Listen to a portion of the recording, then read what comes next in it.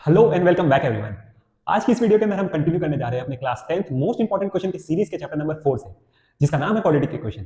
तो इस सेशन को शुरुआत करने से पहले आप पेन एंड कॉपी लेकर रेडी हो जाइए। क्वेश्चन जितने भी बताए जा रहे हैं आप सबसे पहले उसको खुद से बनाने की ट्राई कीजिए। जहां आप अटकते हैं आप वहां वीडियो का मदद ले सकते हैं। तो चलिए क्वेश्चन को स्टार्ट करने से पहले हम लोग एक क्विक रिकॉल लेते हैं इस चैप्टर के बारे में। इस चैप्टर में क्या है इसे देखते हैं। तो अभी तक अगर आपने इस चैनल को सब्सक्राइब नहीं किया हो तो जरूर सब्सक्राइब कर लीजिए। अभी तक अगर आपने इस चैनल को सब्सक्राइब नहीं किया है तो जरूर सब्सक्राइब कर लीजिएगा, क्योंकि इस चैनल में हम मोस्ट इंपॉर्टेंट क्वेश्चंस की सीरीज को कंटिन्यू कर रहे हैं जो आपको बोर्ड्स एग्जाम में काफी हेल्पफुल होंगे। चलिए शुरू करते हैं। क्वाड्रेटिक इक्वेशन कैसा इक्वेशन होता है, ठीक है, इसको समझते हैं सबसे पहले।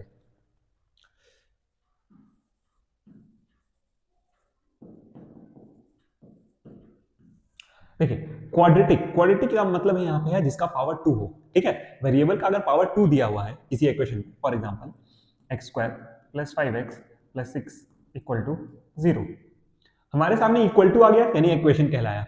वेरिएबल का पावर 2 आ गया यानी ये क्वाड्रेटिक कहलाया, ठीक है। तो क्वाड्रेटिक इक्वेशन का बेसिक जानकारी आपको हो गया कि कैसा दिखता है। वेरिएबल का पावर 2 होना चाहिए, इक्वल टू होना चाहिए, तब वो इक्वेशन कहलाएगा। अब इसके अंदर आपको कुछ चीजों को समझना होगा कि एक जनरल क्वाड्रेटिक इक्वेशन कैसा दिखता है, ठीक है। जनरल क्वाड्रेटिक इक्वेशन आपका सिंपली एक क्वाड्रेटिक पॉलिनोमियल की तरह होता है जिसमें बस एक जीरो लगा हुआ होता है। तो यहाँ पे एक्स स्क्वायर के आगे का जो नंबर होता है, ठीक है, एक्स स्क्वायर के आगे का जो कोफिशिएंट होता है उसे हम लोग ए से रिप्रेजेंट करते हैं। एक्स के आगे का जो कोफिशिएंट होता है उसे बी से रिप्रेजेंट करते हैं, और प्लस में जो कांस्टेंट टर्म होता है उसे सी से रिप्रेजेंट किया जाता है। ये क्लियर है। क्वाड्रेटिक इक्वेशन में वेरिएबल का पावर 2 होगा और आपका इक्वल टू 0 होगा साथ में, ठीक है। एक्स स्क्वायर का कोफिशिएंट ए कहलाएगा, एक्स का कोफिशिएंट बी कहलाएगा और कांस्टेंट टर्म आपका सी कहलाएगा। क्लियर। चलिए देखिए, जैसे इस एग्जांपल में हमारा ए 1 है, बी 5 है और सी आपका 6 है। इसके बाद आपको समझना होता है कि क्वाड्रेटिक इक्वेशन के रूट्स किसको कहते हैं, ठीक है, जिससे हम जीरोस भी कहते हैं, रूट्स या फिर जीरोस। तो x का वो वैल्यू या वेरिएबल का वो वैल्यू जिसको इक्वेशन में पुट करने से आपका LHS और RHS इक्वल टू हो जाए, ठीक है, यानी बराबर हो जाए। जैसे इस वाले इक्वेशन में ये जो हमारा इक्वेशन है x square plus 5x plus 6 equal to 0, इसमें हम x का ऐसा कौन सा वैल्यू पुट करें कि आपका जो लेफ्ट हैंड साइड है वो राइट हैंड साइड के बराबर हो जाए, ठीक है। फॉर एग्जाम्पल आपने यहाँ पे x का वैल्यू -2 पुट कर लिया,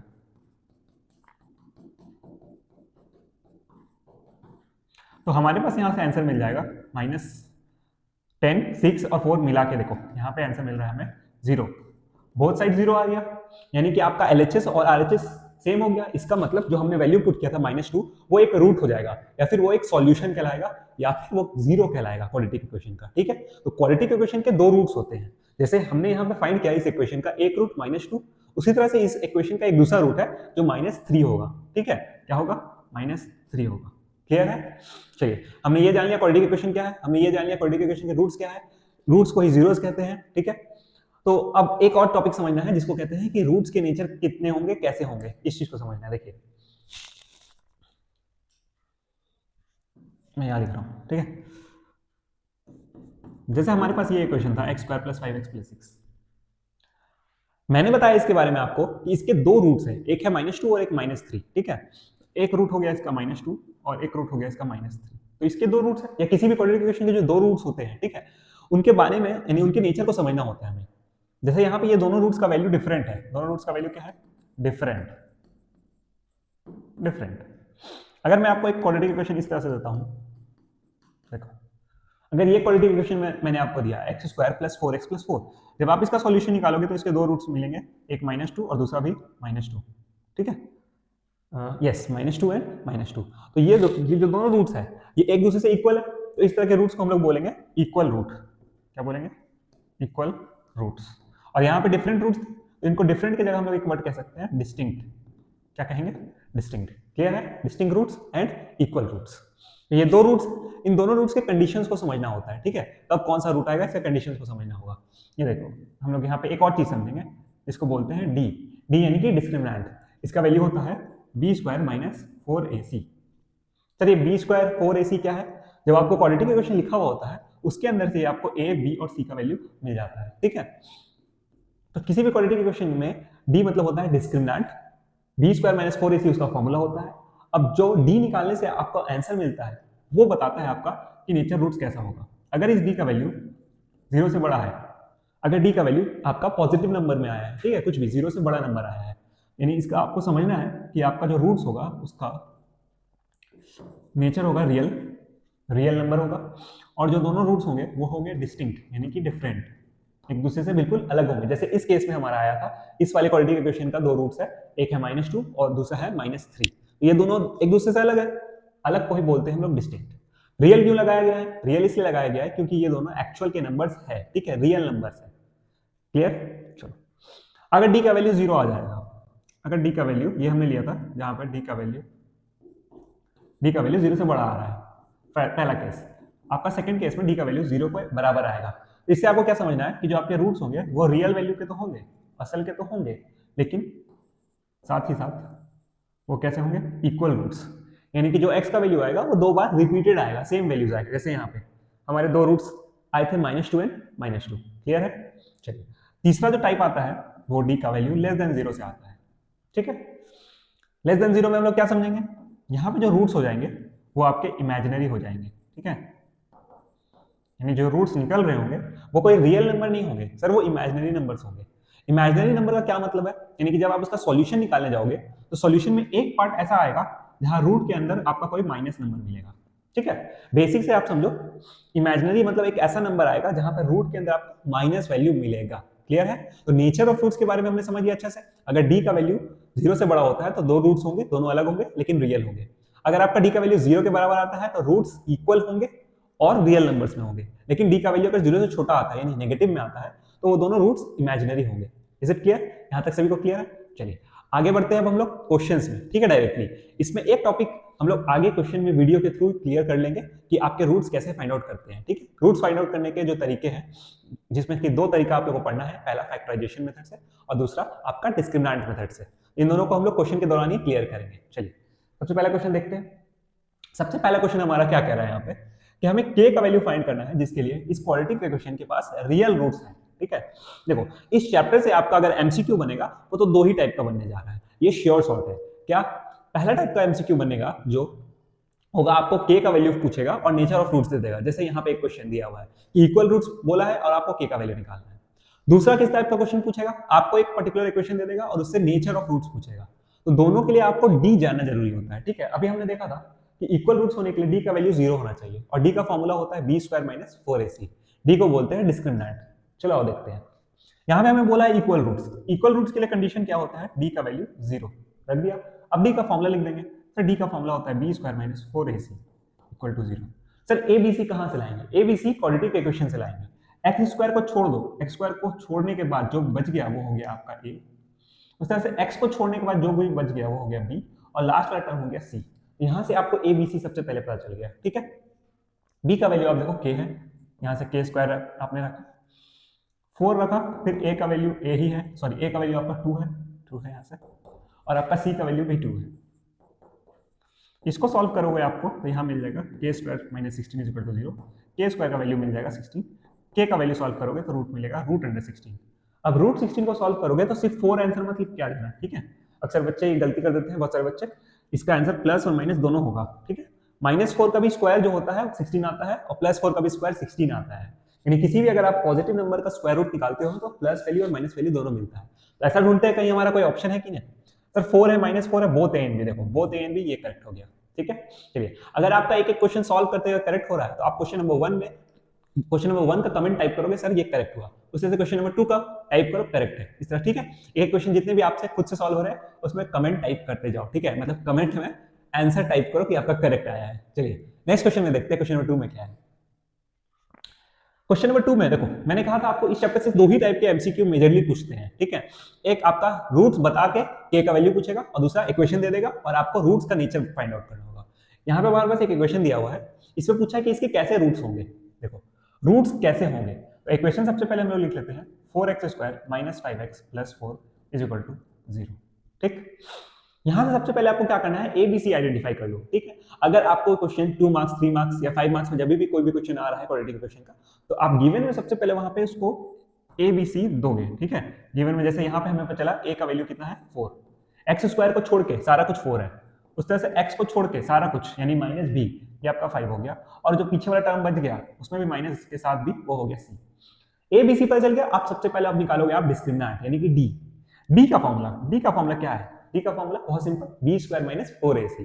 तो बी स्क्वायर माइनस 4ac से पुट करते हैं। ये देखिए ए बी सी तीनों पता है हमें, बी के जगह पुट करना है -5 का स्क्वायर माइनस 4 इंटू ए का वैल्यू 4 और सी का वैल्यू 4। यहां से सॉल्व करोगे तो ये हो गया 25, इसको सॉल्व करोगे तो ये माइनस में आ जाएगा 16 और 64। देखिए इसको जब आप सॉल्व करने जाओगे तो यहाँ पे डी का वैल्यू नेगेटिव में मिलेगा। डी का वैल्यू क्या मिलेगा? नेगेटिव में। जो भी रहेगा वही नेगेटिव में। कितना रहने वाला है वैसे? 25 और 39। ये देखो 39। तो अभी हमने पढ़ा था कि अगर डी का वैल्यू नेगेटिव में आता है, 0 से छोटा यानी नेगेटिव में आता है, तो जो रूट्स होंगे वो रियल के नहीं होंगे। ठीक है, वो कैसे होंगे? इमेजिनरी रूट्स होंगे, रियल रूट्स नहीं होंगे। चलिए देखते हैं ऐसा कोई ऑप्शन है कि नहीं है। सबसे पहले मैंने बोला है इररेशनल। तो रैशनल इरेशनल का तो बात अलग है। ठीक है, रैशनल इरेशनल का बात अलग है। पहले ढूंढना है कि ये रियल है कि इमेजिनरी है। तो यहाँ ये इमेजिनरी है, ऐसा कहीं ऑप्शन है कि नहीं है, देखते हैं यहाँ पे। ये रैशनल एंड डिस्टिंक्ट का बात कर रहा है। ठीक है, रैशनल एंड इक्वल का बात कर रहा है। यहाँ पे एक हमें ऑप्शन दिख रहा है, ठीक है, नॉट रियल। देखो ठीक है, डिस्टिंक्ट मतलब क्या होता है? डिस्टिंक्ट मतलब होता है डिफरेंट। ठीक है, रैशनल क्या होता है? रैशनल मतलब जो रूट में नहीं चढ़ा हुआ है। क्लियर है बात? तो हमें तो सबसे पहले पता चल रहा है भैया ये तो इमेजिनरी रूट्स है। इमेजिनरी मतलब रियल नहीं है। रियल नहीं है, एक ही ऑप्शन दिखा। क्लियर? आई होप आपसे क्वेश्चन जरूर बन रहे होंगे। अगर आपसे क्वेश्चन बनते जा रहे हैं तो आप साथ साथ में आप लिखो इसको। क्वेश्चन नंबर 1 का ये ऑप्शन सर, ए ऑप्शन मैंने सही करेक्ट इस तरह से लिखो। क्वेश्चन नंबर 2 ऑप्शन ये करेक्ट इस तरह से लिखो, अगर आपसे खुद से सॉल्व हो जा रहे हैं। ओके, चलिए क्वेश्चन नंबर 3 में बढ़ते हैं।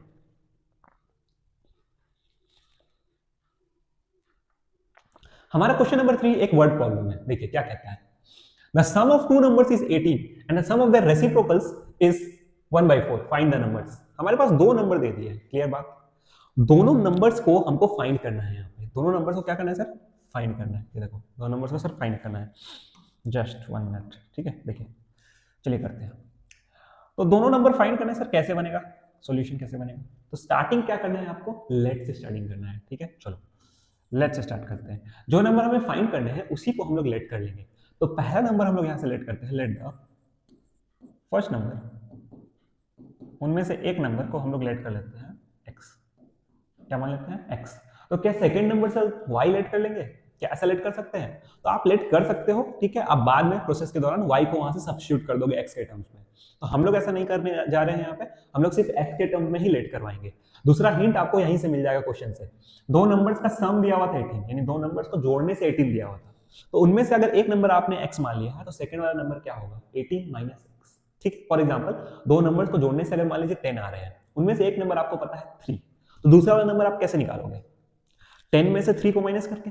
उसी तरह से हमने एक नंबर को x मान लिया, दोनों को जोड़ के पता था 18, तो 18 में से पहला नंबर को माइनस कर देंगे तो सेकंड नंबर आ जाएगा आपका। देखिए सेकंड नंबर क्या हो जाएगा?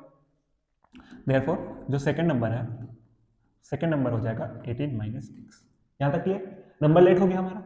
अब क्या बोल रहा है? इन दोनों नंबर्स के रेसिप्रोकल्स। तो अकॉर्डिंग टू क्वेश्चन लिखेंगे, अकॉर्डिंग टू क्वेश्चन। मैं देखिए एक एक करके तरीके से एकदम लिख रहा हूं कि आपको बोर्ड में कैसा प्रेजेंटेशन देना है। ठीक है, अगर आपको प्रेजेंटेशन नहीं आता है तो तरीके से देखो इसको, समझे कहां पे आपको किस तरह का स्टेटमेंट लिखना है, उसके बाद क्या लिखना है, कि आपको पूरा का पूरा एग्जामिनर नंबर देगा ही देगा। ठीक है, एक भी नंबर आपका काट नहीं पाएगा। सबसे पहले हमने नंबर लेट कर लिया, फिर आपका जो क्वेश्चन कह रहा था उसके अनुसार हम लोग यहाँ पे लिखेंगे ये नंबर, इन दोनों नंबर का क्या करना था? रेसिप्रोकल। रेसिप्रोकल मतलब होता है उल्टा। तो पहला नंबर तो x का हो गया, x का उल्टा 1/x। दूसरा नंबर हो गया 1/18 माइनस x। देखो इन दोनों का सम कितना दिया हुआ था? तो 1/4 दिया हुआ था। क्लियर है? 1/4। इसको सॉल्व करेंगे, एक क्वालिटी के क्वेश्चन बनाएंगे और आंसर्स निकालेंगे। क्या करोगे? जब आपको इस टाइप का कुछ दिख जाए जहां पे नीचे में x वगैरह आए, ठीक है, तो वहां पे आपको क्या करना है? एलसीएम ले लेना है। इन दोनों पार्ट का एलसीएम ले लोगे। सर इन दोनों पार्ट का एलसीएम कैसे लेंगे? ये दोनों तो वेरिएबल्स है, वेरिएबल का एलसीएम कैसे लिया जाता है? तो वेरिएबल का एलसीएम बहुत सिंपल है, दोनों को मल्टीप्लाई करके, यानी दोनों को साथ साथ लिख दो बस। सर x को भी लिख दिया और ब्रैकेट में 18 माइनस x को भी लिख दिया।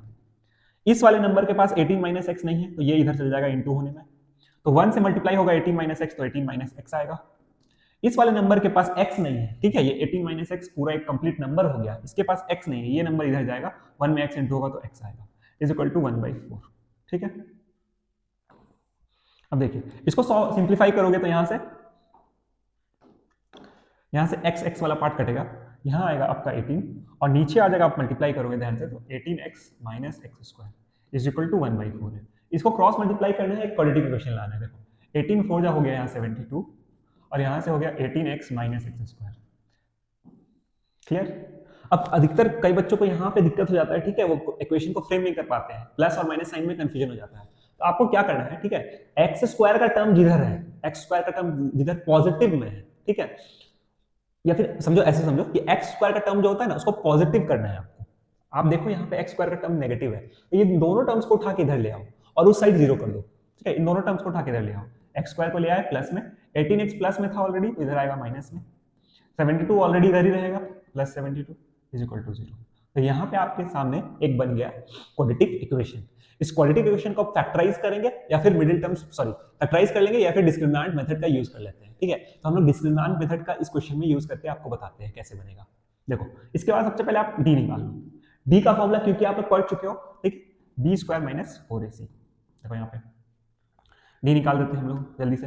देखो यहाँ पे आपको डी बी दिख रहा है वैल्यू -18, तो -18 का स्क्वायर यहाँ पे करोगे, -18 का स्क्वायर माइनस 4 इंटू ए का वैल्यू दिख रहा है 1, ठीक है, ए बी सी आपको क्लियर है, ए बी सी कैसे पता चलता है, और सी का वैल्यू हो जाएगा यहाँ पे 72 इक्वल टू 0 नहीं लिखना है, ठीक है, सिर्फ डी का वैल्यू आपको निकालना है। 18 का स्क्वायर हो गया 324, 72 इंटू 4 हो जाएगा आपका यहाँ से 228, इसको माइनस करोगे तो ये हो जाएगा 12 और 36। देखो डी का वैल्यू यहाँ से मिल गया 36। अब एक्स कैसे निकालेंगे सर, ये हम आपको सॉल्यूशन सॉल्व करके भी बता दे रहे हैं। देखो एक्स का फॉर्मूला होता है minus b plus minus root under D by 2a, ठीक है। आपको क्वाड्रेटिक इक्वेशन सॉल्व करने के लिए सबसे पहले डी का वैल्यू चाहिए।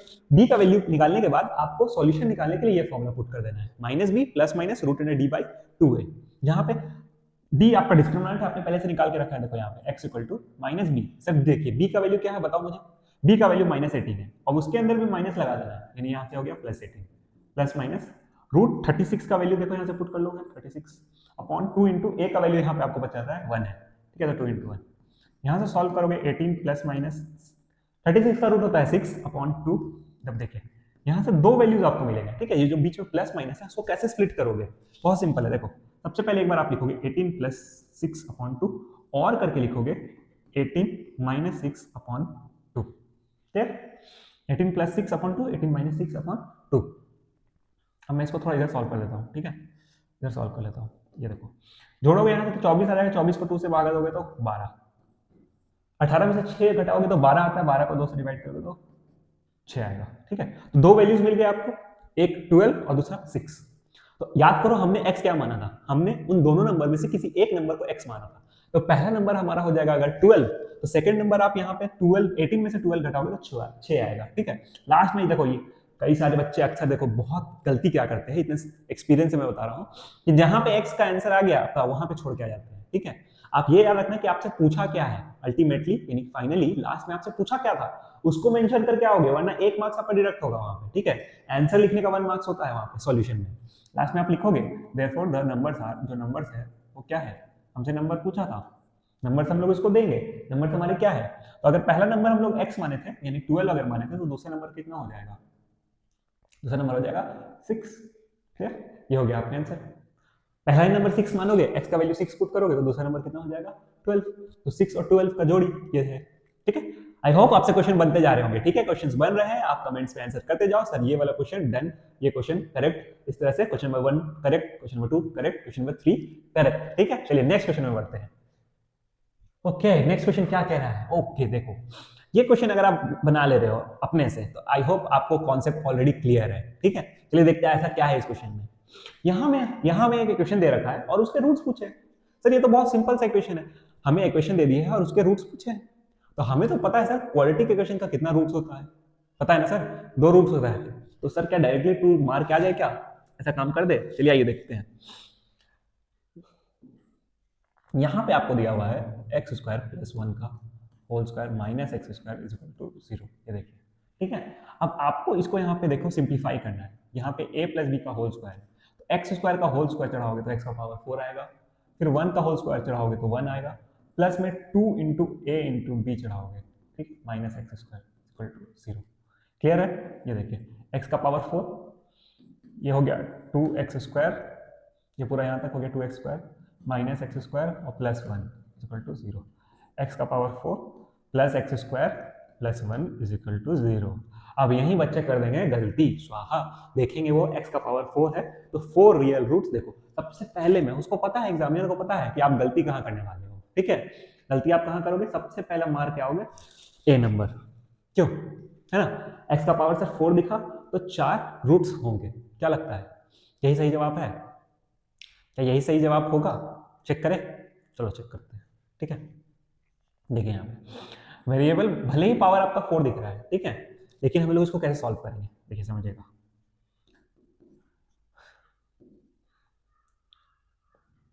यहाँ पे अगर आप इसको ऐसे समझोगे एक्स स्क्वायर का होल स्क्वायर है, क्या ये हम ऐसे लिख सकते हैं, ठीक है सर लिख सकते हैं, यहाँ एक्स स्क्वायर है, यहाँ 1 है प्लस 0 है।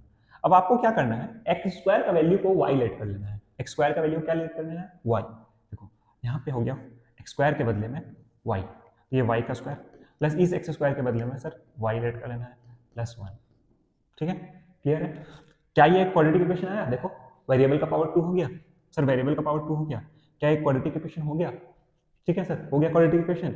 अब इस क्वाड्रेटिक इक्वेशन को सॉल्व करोगे तो 2 रूट्स आएंगे आपको, ठीक है, कितने रूट्स आएंगे सर, 2 रूट्स आएंगे, चलो देखो क्या 2 रूट्स होंगे, सॉल्व कर लिया जाएगा, क्या सॉल्व कर लिया जाए, आपसे होगा सॉल्व, ये आप सॉल्व कर सकते हो, चलो देखो कैसे सॉल्व होगा।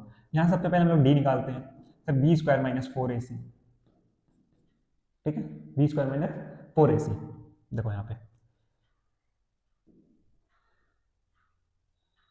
यहाँ 1 का स्क्वायर माइनस 4 इंटू 1 इंटू 1, यहाँ से मिल रहा है माइनस, ये कितना हो जाएगा बताओ, -3, सर डी का वैल्यू तो नेगेटिव आ रहा है, डी का वैल्यू नेगेटिव आ रहा है, इसका मतलब है कि सर इमेजिनरी रूट्स होंगे इसके पास, तो ओके, तो जैसे हमने देखा यहाँ पर डी का वैल्यू -3 है, तो माइनस क्या इंडिकेट कर रहा है सर, माइनस इंडिकेट कर रहा है कि इस वाले इक्वेशन के पास कोई भी रियल रूट्स नहीं होंगे, जो रूट्स होंगे वो इमेजिनरी होंगे। तो चलिए देखते हैं ऑप्शन में ऐसा कुछ है क्या, सर यहाँ बोल रहा है 4 real roots, 2 real roots, no real roots, देखिए ये हमें मिल गया, ठीक है, हमारा आंसर क्या हो गया, सी, क्लियर, हमारा आंसर क्या हो गया, सी।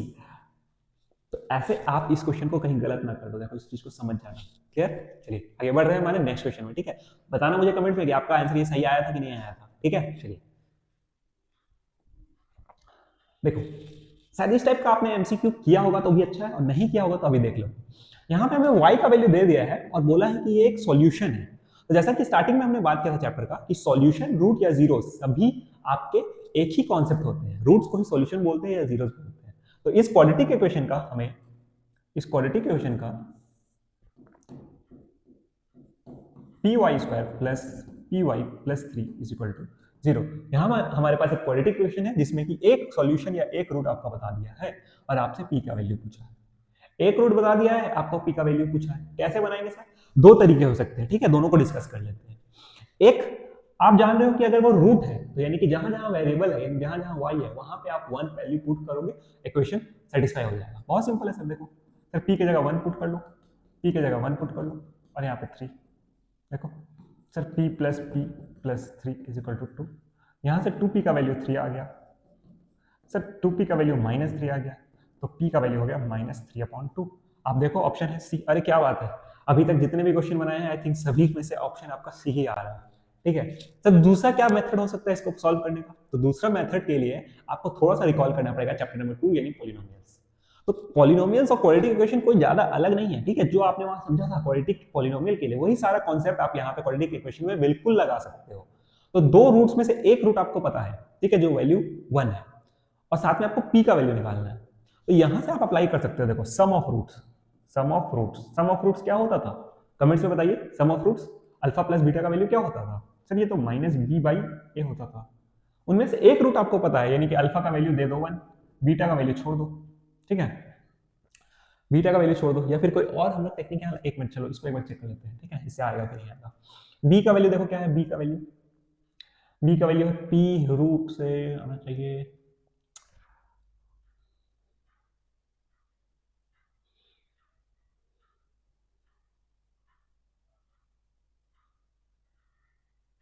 ओके नहीं, इससे ठीक है, काफी आपका टाइम लग जाएगा, काफी लॉन्ग प्रोसेस होगा, बेस्ट टेक्निक यही रहेगा, ठीक है, इससे काफी टाइम कंज्यूम हो जाएगा, इसको हटाओ आप, इसको हटाओ, चलिए ठीक है, ये आपका टेक्निक सबसे बेस्ट है। आपको रूट दे रखा था तो जहां जहां भैया पॉलिनोमियल में, सॉरी क्वाड्रेटिक इक्वेशन में वेरिएबल दिया हुआ था वहां पे आपने वैल्यू पुट कर देना है और आपको इक्वेट कर देना है, पी का वैल्यू मिल जाएगा, ठीक है। नेक्स्ट क्वेश्चन में हम लोग बढ़ रहे हैं, ओके देखो हमारा नेक्स्ट क्वेश्चन क्या कहता है, ये one of the most important questions में से है, ठीक है, one of the most important questions के पूरे सीरीज के अंदर से ही ऐसे सारे इंपॉर्टेंट क्वेश्चन ही है, उसके अंदर भी ये ऐसा क्वेश्चन है जो एकदम शॉर्ट आपको दिखेगा आपके एग्जाम में, ये बात की गारंटी है। ये क्वेश्चन एकदम आप करके जाओगे, ठीक है, नहीं करके जाओगे तो फिर भाई आप खुद जिम्मेवार हो, ठीक है, मैं क्या कर सकता हूँ, मैंने कई बार बता दिया, ठीक है, ये क्वेश्चन आप करके ही जाओगे। चलिए आइए देखते हैं क्या बोला है। यहाँ पे बोला है कि दो स्क्वायर्स है और उनके एरिया को जोड़ने से 544 आता है। दो स्क्वायर है, उनके एरिया को जोड़ने से कितना आता है, 544, ठीक है सर, एक स्क्वायर यहाँ पे, एक स्क्वायर यहाँ हो गया, ठीक है, दोनों के एरिया को जोड़ने से आ रहा है 544, दोनों के पेरीमीटर को माइनस करने से आ रहा है, सर माइनस कहां से बचा रहा है, डिफरेंस है, डिफरेंस यानी माइनस से करने से आ रहा है 32 मीटर। तो आपको बताना है कि इन दोनों स्क्वायर के साइड्स कितने हैं, ठीक है, तो एक स्क्वायर छोटा होगा, एक स्क्वायर बड़ा होगा, ठीक है, तो हम लोग यहाँ पे लेट कर लेते हैं कि let side of first square का जो साइड हमने मान लिया वो x मीटर मान लिया, ठीक है, और दूसरा जो है और सेकंड साइड का स्क्वायर, सेकंड साइड मतलब या साइड ऑफ सेकंड स्क्वायर, ठीक है, साइड ऑफ सेकंड स्क्वायर का साइड हमने मान लिया, क्या मान लिया बताओ आप मुझे, y मीटर, ठीक है, क्लियर सर, बहुत अच्छा, वेरी गुड। अब क्या बोला है कि दोनों के पेरीमीटर का डिफरेंस कितना आता है, 32। तो अगर आपको स्क्वायर के साइड के बारे में पता है तो आप उसका पेरीमीटर निकाल सकते हो, ठीक है, स्क्वायर का साइड पता है तो आप पेरीमीटर क्या कर सकते हो, निकाल सकते हो, तो बहुत ईजी है। कैसे निकालेंगे आपको, तो अकॉर्डिंग टू क्वेश्चन लिखेंगे उन दोनों के पेरीमीटर का डिफरेंस, ठीक है, perimeter of square 1 minus perimeter of square 2 equal to कितना दिया हुआ है, देखो यहाँ से 32, देखो यहाँ से कितना दिया हुआ है 32।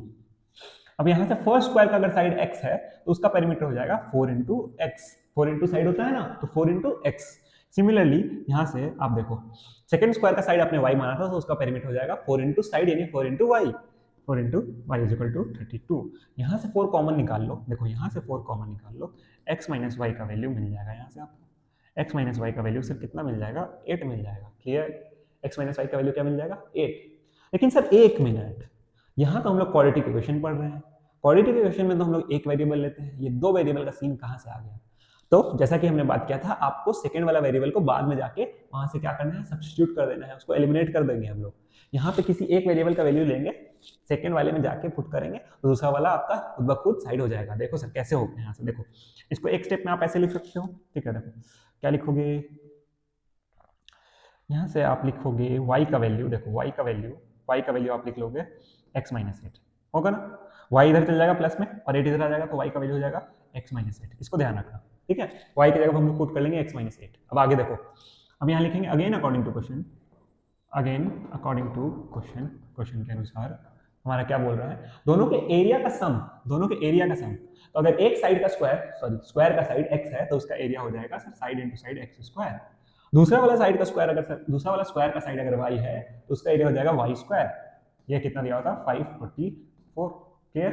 अब आप क्या करोगे, यहाँ पे देखो किसी भी एक वेरिएबल का, कोई जरूरी नहीं कि x का, y का भी, किसी भी आपको एक जगह पे आपको सब्स्टिट्यूट करना है, तो हम लोग यहाँ y को हटाना चाहते हैं, ठीक है सर, y का क्या गलती था पता नहीं, लेकिन y को हटाना है, y के बदले कितना लिखेंगे, जो अभी हमने लाया है यहाँ से x माइनस 8, देखो यहाँ से x माइनस 8 लिखे, ठीक है, 544, यहाँ से सिंप्लीफाई करना स्टार्ट करो, एक्स स्क्वायर हुआ, यहाँ से चल जाएगा आपको, देखो तो जल्दी जल्दी सॉल्व करोगे, ये पता चलेगा एक्स स्क्वायर ए माइनस बी का होल स्क्वायर में तोड़ना है, तो 8 का स्क्वायर 64 और माइनस 2ab के हिसाब से 16x is equal to 544, simplify करोगे तो 2x स्क्वायर माइनस 16x और इस 544 को इधर बुलाओगे और उधर रखोगे 0, 544 को इधर बुलाया उधर रखा 0, ठीक है सर, आगे सॉल्व करते हैं, ठीक, इसके आगे सॉल्व करते हैं, कहाँ सॉल्व कर ले, चलिए सर यहाँ सॉल्व कर दीजिए, यहाँ सॉल्व कर दीजिए sir, 2x square minus 16x, अब देखो 544 में 64 जाएगा, कितना बचेगा आपका, यहाँ पे कर लेते हैं जरा, 544 में से 64 माइनस होगा आपका 0 और 14 में से 6 जाएगा तो आपका 8, मेरे हिसाब से 480 बचना चाहिए, 6 और हाँ करेक्ट 480, ठीक है, minus 480 is equal to 0। Sir quadratic equation तैयार हो गया, कैसे पता चलता है क्वाड्रेटिक इक्वेशन तैयार हो गया, एक्स स्क्वायर आ गया और एक्स वाला टर्म आ गया या कांस्टेंट आ गया, ठीक है, एक्स स्क्वायर वाला टर्म तो आना ही चाहिए, क्वाड्रेटिक इक्वेशन बना रहे हो ना। अब बहुत सारे बच्चे यहाँ क्या करेंगे कि यहीं से आपका क्वाड्रेटिक इक्वेशन सॉल्व करना शुरू कर देंगे, लेकिन आपको ऐसा गलती नहीं करना है, ठीक है, आपको क्या करना है, उस क्वाड्रेटिक इक्वेशन को एकदम सिंप्लीफाई कर लेना है, अगर कॉमन निकल रहा है तो कॉमन सबसे पहले निकालो, जितना छोटा इक्वेशन होगा उतना ईजी होगा आपका सॉल्व करने में, तो यहाँ से आप कॉमन ईजिली निकाल सकते हो 2, देखो 2 कॉमन निकालोगे तो एक्स स्क्वायर माइनस 16 है, सॉरी माइनस 8x बचेगा आपका, यहाँ से माइनस 8x बचेगा, माइनस 240 बचेगा, क्लियर। अब ये 2 जाएगा उस साइड में 0 के साथ डिवाइड होने, तो पूरा ये जो वाला टर्म है यहाँ पे x² - 8x - 240 is equal to value बचेगा 240। चलिए इसको आगे हम लोग सॉल्व करते हैं, एक मिनट, इसके आगे यहाँ सॉल्व कर लेते हैं इसको। कितना टर्म है हमारा, x² - 8x - 240, ठीक है। देखो x² - 8x - 240 is equal to 0। अब यहाँ पे आप क्या करो, क्वाड्रेटिक इक्वेशन को सॉल्व करने के लिए चाहे तो डिस्क्रिमिनेंट मेथड लगा लो या फिर मिडिल टर्म स्प्लिट लगा लो, ठीक है। कैसे होता है मिडिल टर्म स्प्लिट या डिस्क्रिमिनेंट, तो मिडिल टर्म स्प्लिट की जरा बात कर लेते हैं इस इक्वेशन में कैसे होता है। देखो यहाँ आपको क्या करना है कि सबसे पीछे वाला टर्म और सबसे पहले वाला जो टर्म है यानी x² उसका कोफिशिएंट को मल्टीप्लाई कर लेना है। तो x² के आगे कुछ नहीं था 1 था, तो सर -240 को 1 से मल्टीप्लाई कर लेंगे, तो यहाँ आ जाएगा -240। अब इस -240 को ऐसे दो नंबर्स में तोड़ेंगे, ठीक है, ऐसे दो नंबर्स में तोड़ेंगे जिनका सम वगैरह नहीं, सम जोड़ने से ये बीच वाला नंबर मिलना चाहिए -8। देखो कैसे मिलेगा, मिलेगा कि नहीं मिलेगा, और देखो समझते हैं इसको। अगर हम इसे तोड़ते हैं 80 इंटू नहीं 80 नहीं, 80 तो बहुत बड़ा हो जाएगा, ठीक है।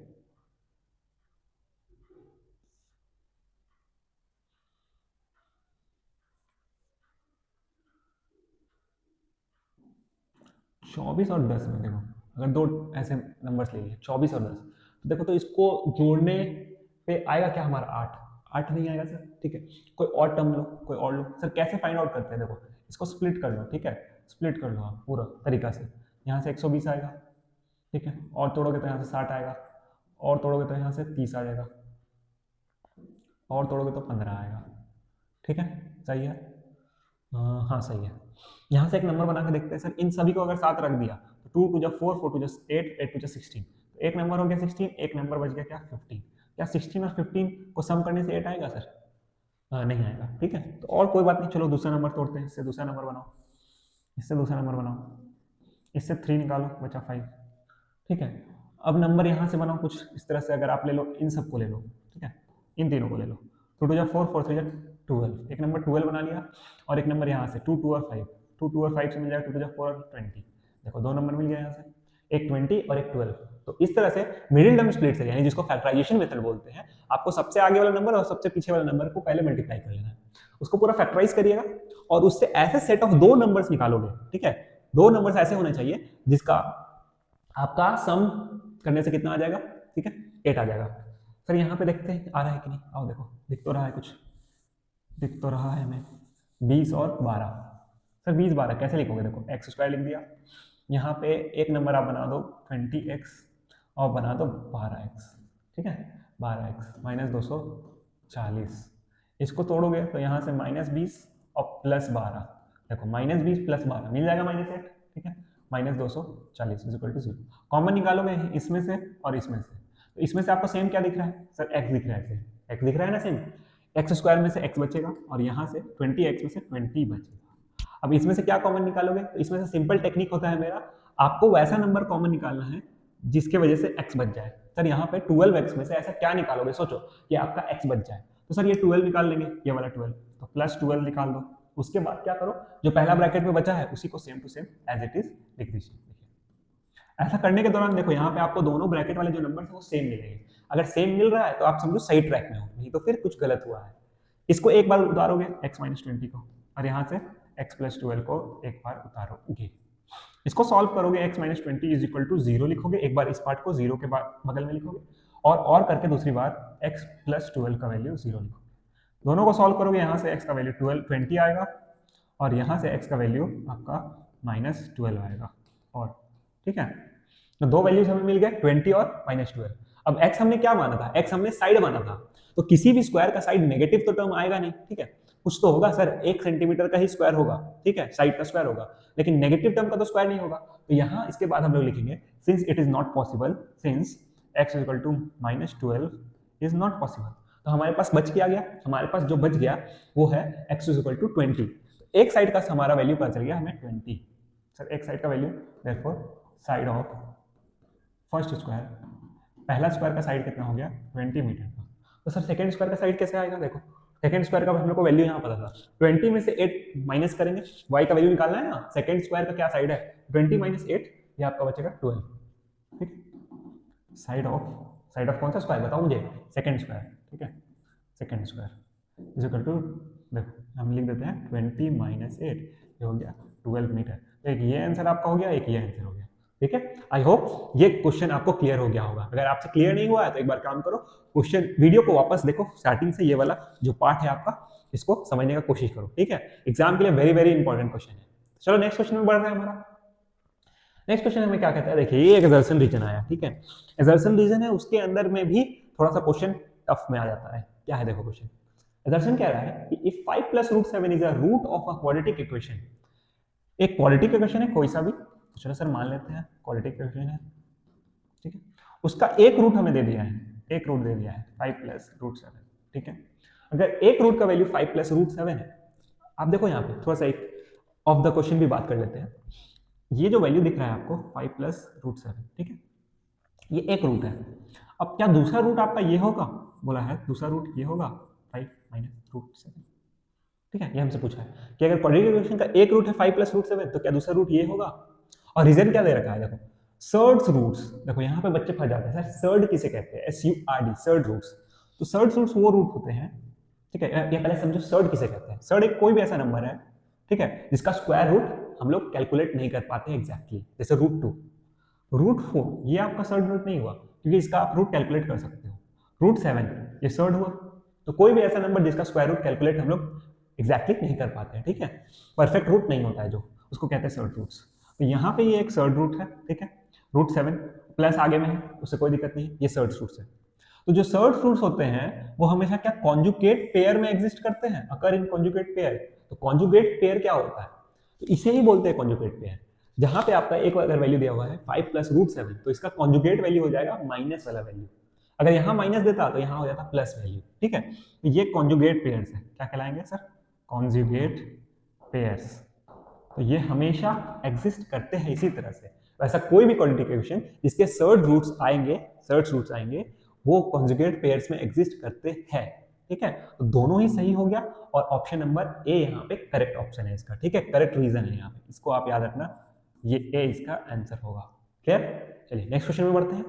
मुझे बताना कमेंट में क्या है, ये क्वेश्चन आप बना पाए थे खुद से। ठीक है, चलो नेक्स्ट क्वेश्चन हमारा क्या कह रहा है। नेक्स्ट क्वेश्चन बहुत इंपॉर्टेंट क्वेश्चन फिर से। ठीक है, मैंने क्लास में भी आपको कई बार ये क्वेश्चन के बारे में बताया हुआ है। ठीक है, तो आप समझ जाओ ये क्वेश्चन कितना इंपॉर्टेंट हो जाता है, कई बार सीबीएसई एग्जाम में ये क्वेश्चन आ चुका है। ठीक है, तो आपके 2025 बोर्ड्स के लिए भी बहुत ज्यादा इंपॉर्टेंट हो जाता है। क्या कह रहा है यहाँ पे, देखो यहाँ पे हमें वैल्यू दिया हुआ है a plus b plus x is equal to 1/a plus 1/b plus 1/x। इसको हमें सॉल्व करना है x के लिए। ठीक है, सॉल्व फॉर x के लिए सॉल्व करना है। सर x के लिए सॉल्व करना, अच्छा कई बच्चे क्या होते हैं क्वेश्चन को देख के समझ ही नहीं पाते सर कौन सा चैप्टर का इस, ये अभी क्वाड्रेटिक फॉर्मेट में तो दिया हुआ नहीं है सर, एक्स स्क्वायर तो है नहीं कहीं भी, तो बच्चे समझ ही नहीं पाते कि सर क्वाड्रेटिक का ये क्वेश्चन था। अगर पहले से उन्होंने क्वेश्चन नहीं देखा है तो वो समझ नहीं पाएंगे। लेकिन आप क्योंकि मेरे वीडियो से पढ़ रहे हो, आपको पता है, ठीक है, इस तरह का क्वेश्चन आपको बना के ही आना है एग्जाम में। क्या करोगे, इसका ट्रिक आपको पता होना चाहिए। ठीक है, ये क्वेश्चन अगर आपको आ गया एग्जाम में, तो ये जो आपको 1/x वाला टर्म दिख रहा है, इसको सबसे पहले आपको इस साइड ले आना है LHS में। ठीक है, 1/a plus b plus x upon 1/x is equal to 1/a plus 1/b। Clear, यहाँ तक बात समझ में आ गया। अब आपको दोनों साइड एलसीएम ले लेना है। ठीक है, सर एलसीएम कैसे लोगे, तो ये देखो हमने बात किया था दो अलग अलग वेरिएबल्स, वेरिएबल टर्म का एलसीएम कैसे लेते हैं, तो सिंपली उसको मल्टीप्लाई कर दोगे आप, सिंपली हमें मल्टीप्लाई कर दोगे। देखो a plus b plus x into x, इसके पास x नहीं है तो x चल जाएगा, और इसके पास ये वाला टर्म नहीं है तो a plus b plus x चल जाएगा। यहाँ पे a और b का एलसीएम हो जाएगा ab, इसके पास b चल जाएगा और इसके पास आपका a चल जाएगा। क्लियर, देखो इसके आगे क्या करोगे, यहाँ सिंप्लीफाई करोगे तो ब्रैकेट खुलने के बाद x x कट जाएगा, माइनस a और माइनस b बचेगा।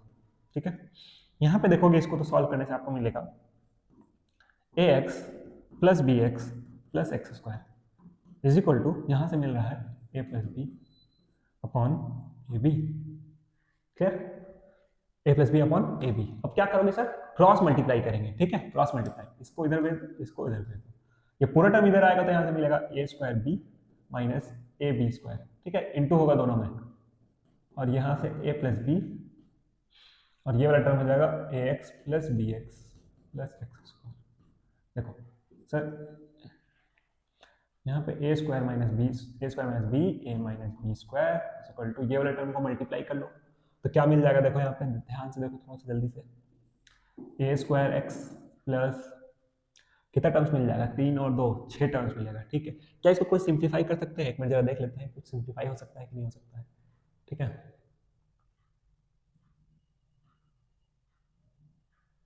देखो सिंप्लीफाई हम कर लेते हैं यहाँ पे। ठीक है, थोड़ा सा सिंप्लीफाई करके आपको बताते हैं यहाँ पे। एक मिनट रुको, जरा इसको देखो कैसे सिंप्लीफाई हम करते हैं। ये ए बी जो इधर जाने वाला है, ठीक है, इसको मल्टीप्लाई करने से पहले क्या करोगे, देखो यहाँ से अगर आप कॉमन ले लेते हो माइनस, क्या कॉमन ले लेते हैं, माइनस कॉमन लोगे, यहाँ बचेगा ए प्लस बी ब्रैकेट में। ठीक है, अब क्वेश्चन हो गया हल हुआ। सर ये वाला टर्म और ये वाला टर्म कैंसिल आउट हो जाएगा। ठीक है, यहाँ बचेगा माइनस ए बी, यहाँ बचेगा A x plus B x plus x square. ठीक, अब इस वाले टर्म को उधर ले जाओ, इधर जीरो बनाओ, इधर जीरो बना, ये हो गया x square plus a x plus B x plus a b. देखो क्लियर दिख गया आपको quadratic equation. Sir quadratic equation में एक्स वाला टर्म दिख गया, एक्स स्क्वायर वाला टर्म, ये एक्स वाला टर्म दिख गया और ये कांस्टेंट टर्म दिख गया। कमाल की बात ये है कि यहाँ से आपको जो मिडिल वाला टर्म है वो दो पार्ट्स में पहले से फैक्टराइज है। ठीक है, तो मिडिल टर्म स्प्लिट लगाते हैं, क्यों इतना देरी करेंगे, क्या करेंगे सर मिडिल टर्म स्प्लिट कैसे लगाएंगे, पहला दो टर्म से कॉमन निकालो इन दोनों टर्म से। तो यहाँ दिख रहा है कॉमन एक्स, इसके पास एक्स बचेगा, इसके पास ए बचेगा। ठीक है, इन दोनों में से क्या दिख रहा है कॉमन, तो आपको अगर दिख रहा है तो अच्छी बात है, अगर नहीं दिख रहा है तो मेरा वाला ट्रिक लगा लो ना। तो ट्रिक क्या कहता है, ट्रिक कहता है कि ऐसा नंबर निकालो कि इसके जैसा नंबर बच जाए। सर एक्स बच जाए, तो यहाँ पे से क्या निकालोगे कि एक्स बच जाएगा, तो जी हाँ सही बी निकालेंगे सर, बी निकाल दिए तो यहाँ एक्स बचा, और ये वाला पूरा का पूरा यहाँ लिख दो आप एक्स प्लस ए। ठीक है, क्लियर है आपको। चलो अब क्या बोल रहा है, अब क्या बोल रहा है, देखो मैंने कहा था कि कुछ आपको सेम मिलेगा, तो ये वाला टर्म सेम रखो एक्स प्लस ए, यहाँ से लिखा एक्स प्लस बी, दो पार्ट्स आ गया, दोनों को जीरो के बगल में रखोगे, X plus A is equal to zero, और एक बार X plus B is equal to zero. यहाँ से सॉल्व करोगे तो एक्स का वैल्यू मिलेगा माइनस ए, और एक बार एक्स का वैल्यू मिलेगा माइनस बी। आपका सॉल्यूशन तैयार है। देखो कितना मैंने एक जगह सिंप्लीफिकेशन अगर लगा दिया तो कितना इजी हो गया, वरना कितना लेंथी होने वाला था ये क्वेश्चन। ठीक है, आप भी इस चीज का ध्यान रखोगे, और पहले से वीडियो अगर देख रहे हो ना इसको समझ जाना। क्या, चलिए नेक्स्ट क्वेश्चन में बढ़ते हैं। ये क्वेश्चन काफी इंपॉर्टेंट था, देखो मैं इंपॉर्टेंट कर देता हूँ इसको, काफी इंपॉर्टेंट था, देखो काफी इंपॉर्टेंट था। V V V V V I कितना भी लिखना है, वी वी वी लिखते जाओ। ये क्वेश्चन कई बार आ चुका है, आपके एग्जाम में भी दिखेगा, इसकी गारंटी है। चलो नेक्स्ट क्वेश्चन देखिए, नेक्स्ट क्वेश्चन हमारा क्या कह रहा है, यहाँ पे बोल रहा है find the value of m for which the quadratic equation m minus one x का होल स्क्वायर, मतलब बड़ा सा क्वाड्रेटिक इक्वेशन है, और ये बोला इसके पास इक्वल एंड रियल रूट्स है, रियल एंड इक्वल रूट्स है, इसके लिए आपका m का वैल्यू क्या होना चाहिए। ठीक है, चलो करते हैं जल्दी से question. Real and equal roots, तो याद करो रियल एंड इक्वल रूट्स कब आते हैं, इक्वल रूट्स कब आते हैं, जब सही था जब b का वैल्यू जीरो होता है। ठीक है, कमेंट्स में मुझे बताना कि इक्वल रूट्स कब आते हैं। B square minus 4ac is equal to zero लगा दो। अब क्वाड्रेटिक इक्वेशन पता है, एक मिनट, चलो मैं आपको एक बार तरीके से थोड़ा बता देता हूँ। ठीक है, आप एग्जाम में कैसा लिख के आओगे। ठीक है, एक्चुअली देखो मैंने आपसे जहाँ कहा था जब आप एग्जाम में बना रहे हो कोई भी क्वेश्चन इसका जो एमसीक्यू को छोड़ के हो, तो आप कंप्लीटली पूरा लिखोगे पहले, यहाँ पे लेट नहीं, यहाँ पे आप इस तरह से लिख सकते हो,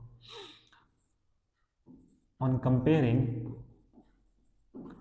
ठीक है, ये तरीका मैं बता रहा हूँ आपको एग्जामिनर को एकदम सेटिस्फाई करने का। ठीक है, सेटिस्फाई मतलब यहाँ पे एग्जाम में मार्क्स देने का सेटिस्फाई, कोई और सेटिस्फाई नहीं।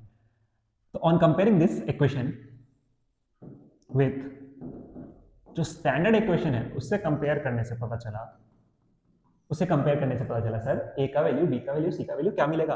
ए का वैल्यू आप यहाँ से देखो क्या मिल रहा है, सर एक्स स्क्वायर के आगे जो भी कुछ है, तो यहाँ से ए का वैल्यू मिल गया m माइनस वन। उसी तरह से बी का वैल्यू क्या मिल रहा है, एक्स के आगे जो है, एक्स के आगे क्या है सर, ये वाला टर्म पूरा 2m माइनस वन, और सी का वैल्यू क्या मिल रहा है आपको, यहाँ पे देखो कांस्टेंट टर्म 1। इस चीज को अगर आप लिख के आ गए, एग्जामिनर हो गया आपसे खुश, मार्क्स आपको देगा वो पूरा, आप हो जाओगे संतुष्ट। ठीक है, क्लियर, समझ में आ गया ना। इस तरह का गिवन आपको स्टार्टिंग में लिखना होगा तरीके से। अब आपको लिखो यहाँ पे फॉर इक्वल रूट्स होने के लिए आपको पता है डी का वैल्यू क्या होना चाहिए, जीरो। ठीक है, डी का वैल्यू क्या होना चाहिए, जीरो। फॉर्मूला पता है डी का, b square minus 4ac is equal to zero आपने लगाया। अब ए बी सी का वैल्यू पुट करोगे, इतना लिख दोगे ना पक्का एग्जामिनर आपसे भैया समझ जाएगा कि ये भैया बंदे में दम है, लड़के ने पढ़ा है कुछ, एग्जामिनर खुश रहेगा आपसे। ठीक है, चलो बी स्क्वायर का वैल्यू पुट करो, बी कितना सर 2m माइनस वन का, यहाँ से हम लोग चढ़ाएंगे होल स्क्वायर माइनस 4 इंटू ए का वैल्यू दिख रहा है यहाँ पे m माइनस वन, और सी का वैल्यू दिख रहा है 1 इज इक्वल टू जीरो। ठीक है, क्लियर।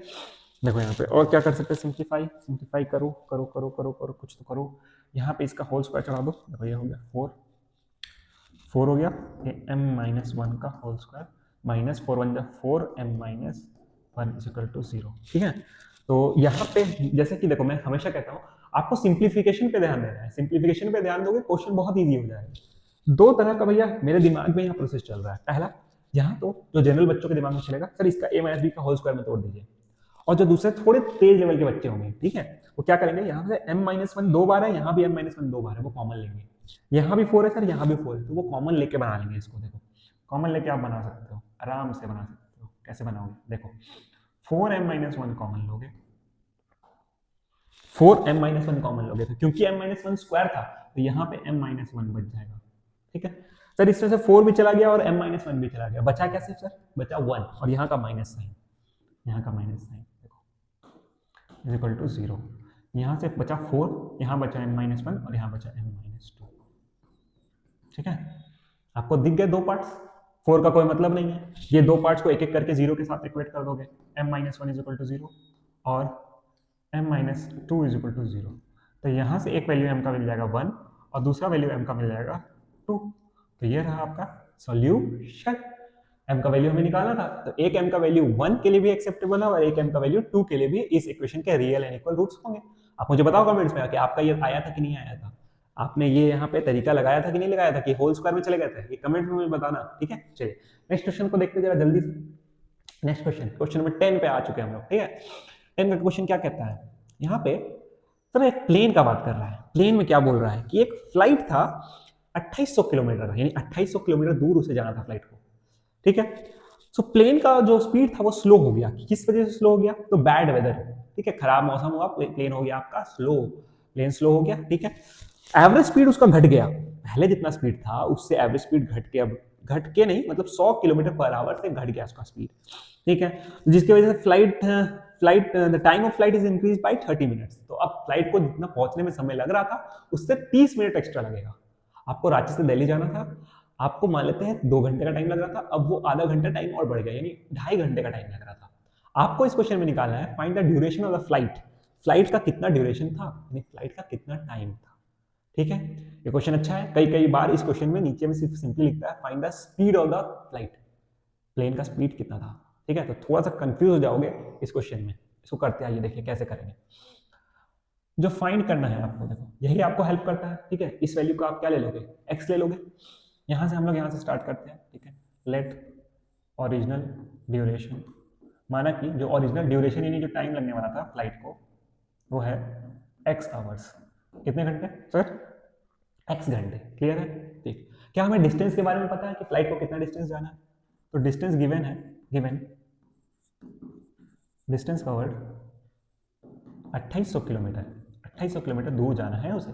तो बेसिक से फॉर्मूले की मदद से हम लोग उसका स्पीड निकाल सकते हैं। स्पीड ऑफ फ्लाइट, स्पीड यानी ओरिजिनल स्पीड ऑफ फ्लाइट, जो उसका ओरिजिनल स्पीड था, यहाँ पे आप लिख सकते हो ओरिजिनल स्पीड आगे में। स्पीड का फॉर्मूला क्या अप्लाई करोगे, ठीक है, तो स्पीड का फॉर्मूला क्या होता है, बताओ बताओ बताओ मुझे जल्दी से, जल्दी बताओ, जल्दी जल्दी जल्दी। Distance upon time, distance upon time, distance upon time, distance upon time, यानी कि 2800 अपॉन एक्स आ गया आपका। ये था ओरिजिनल स्पीड उस प्लेन का।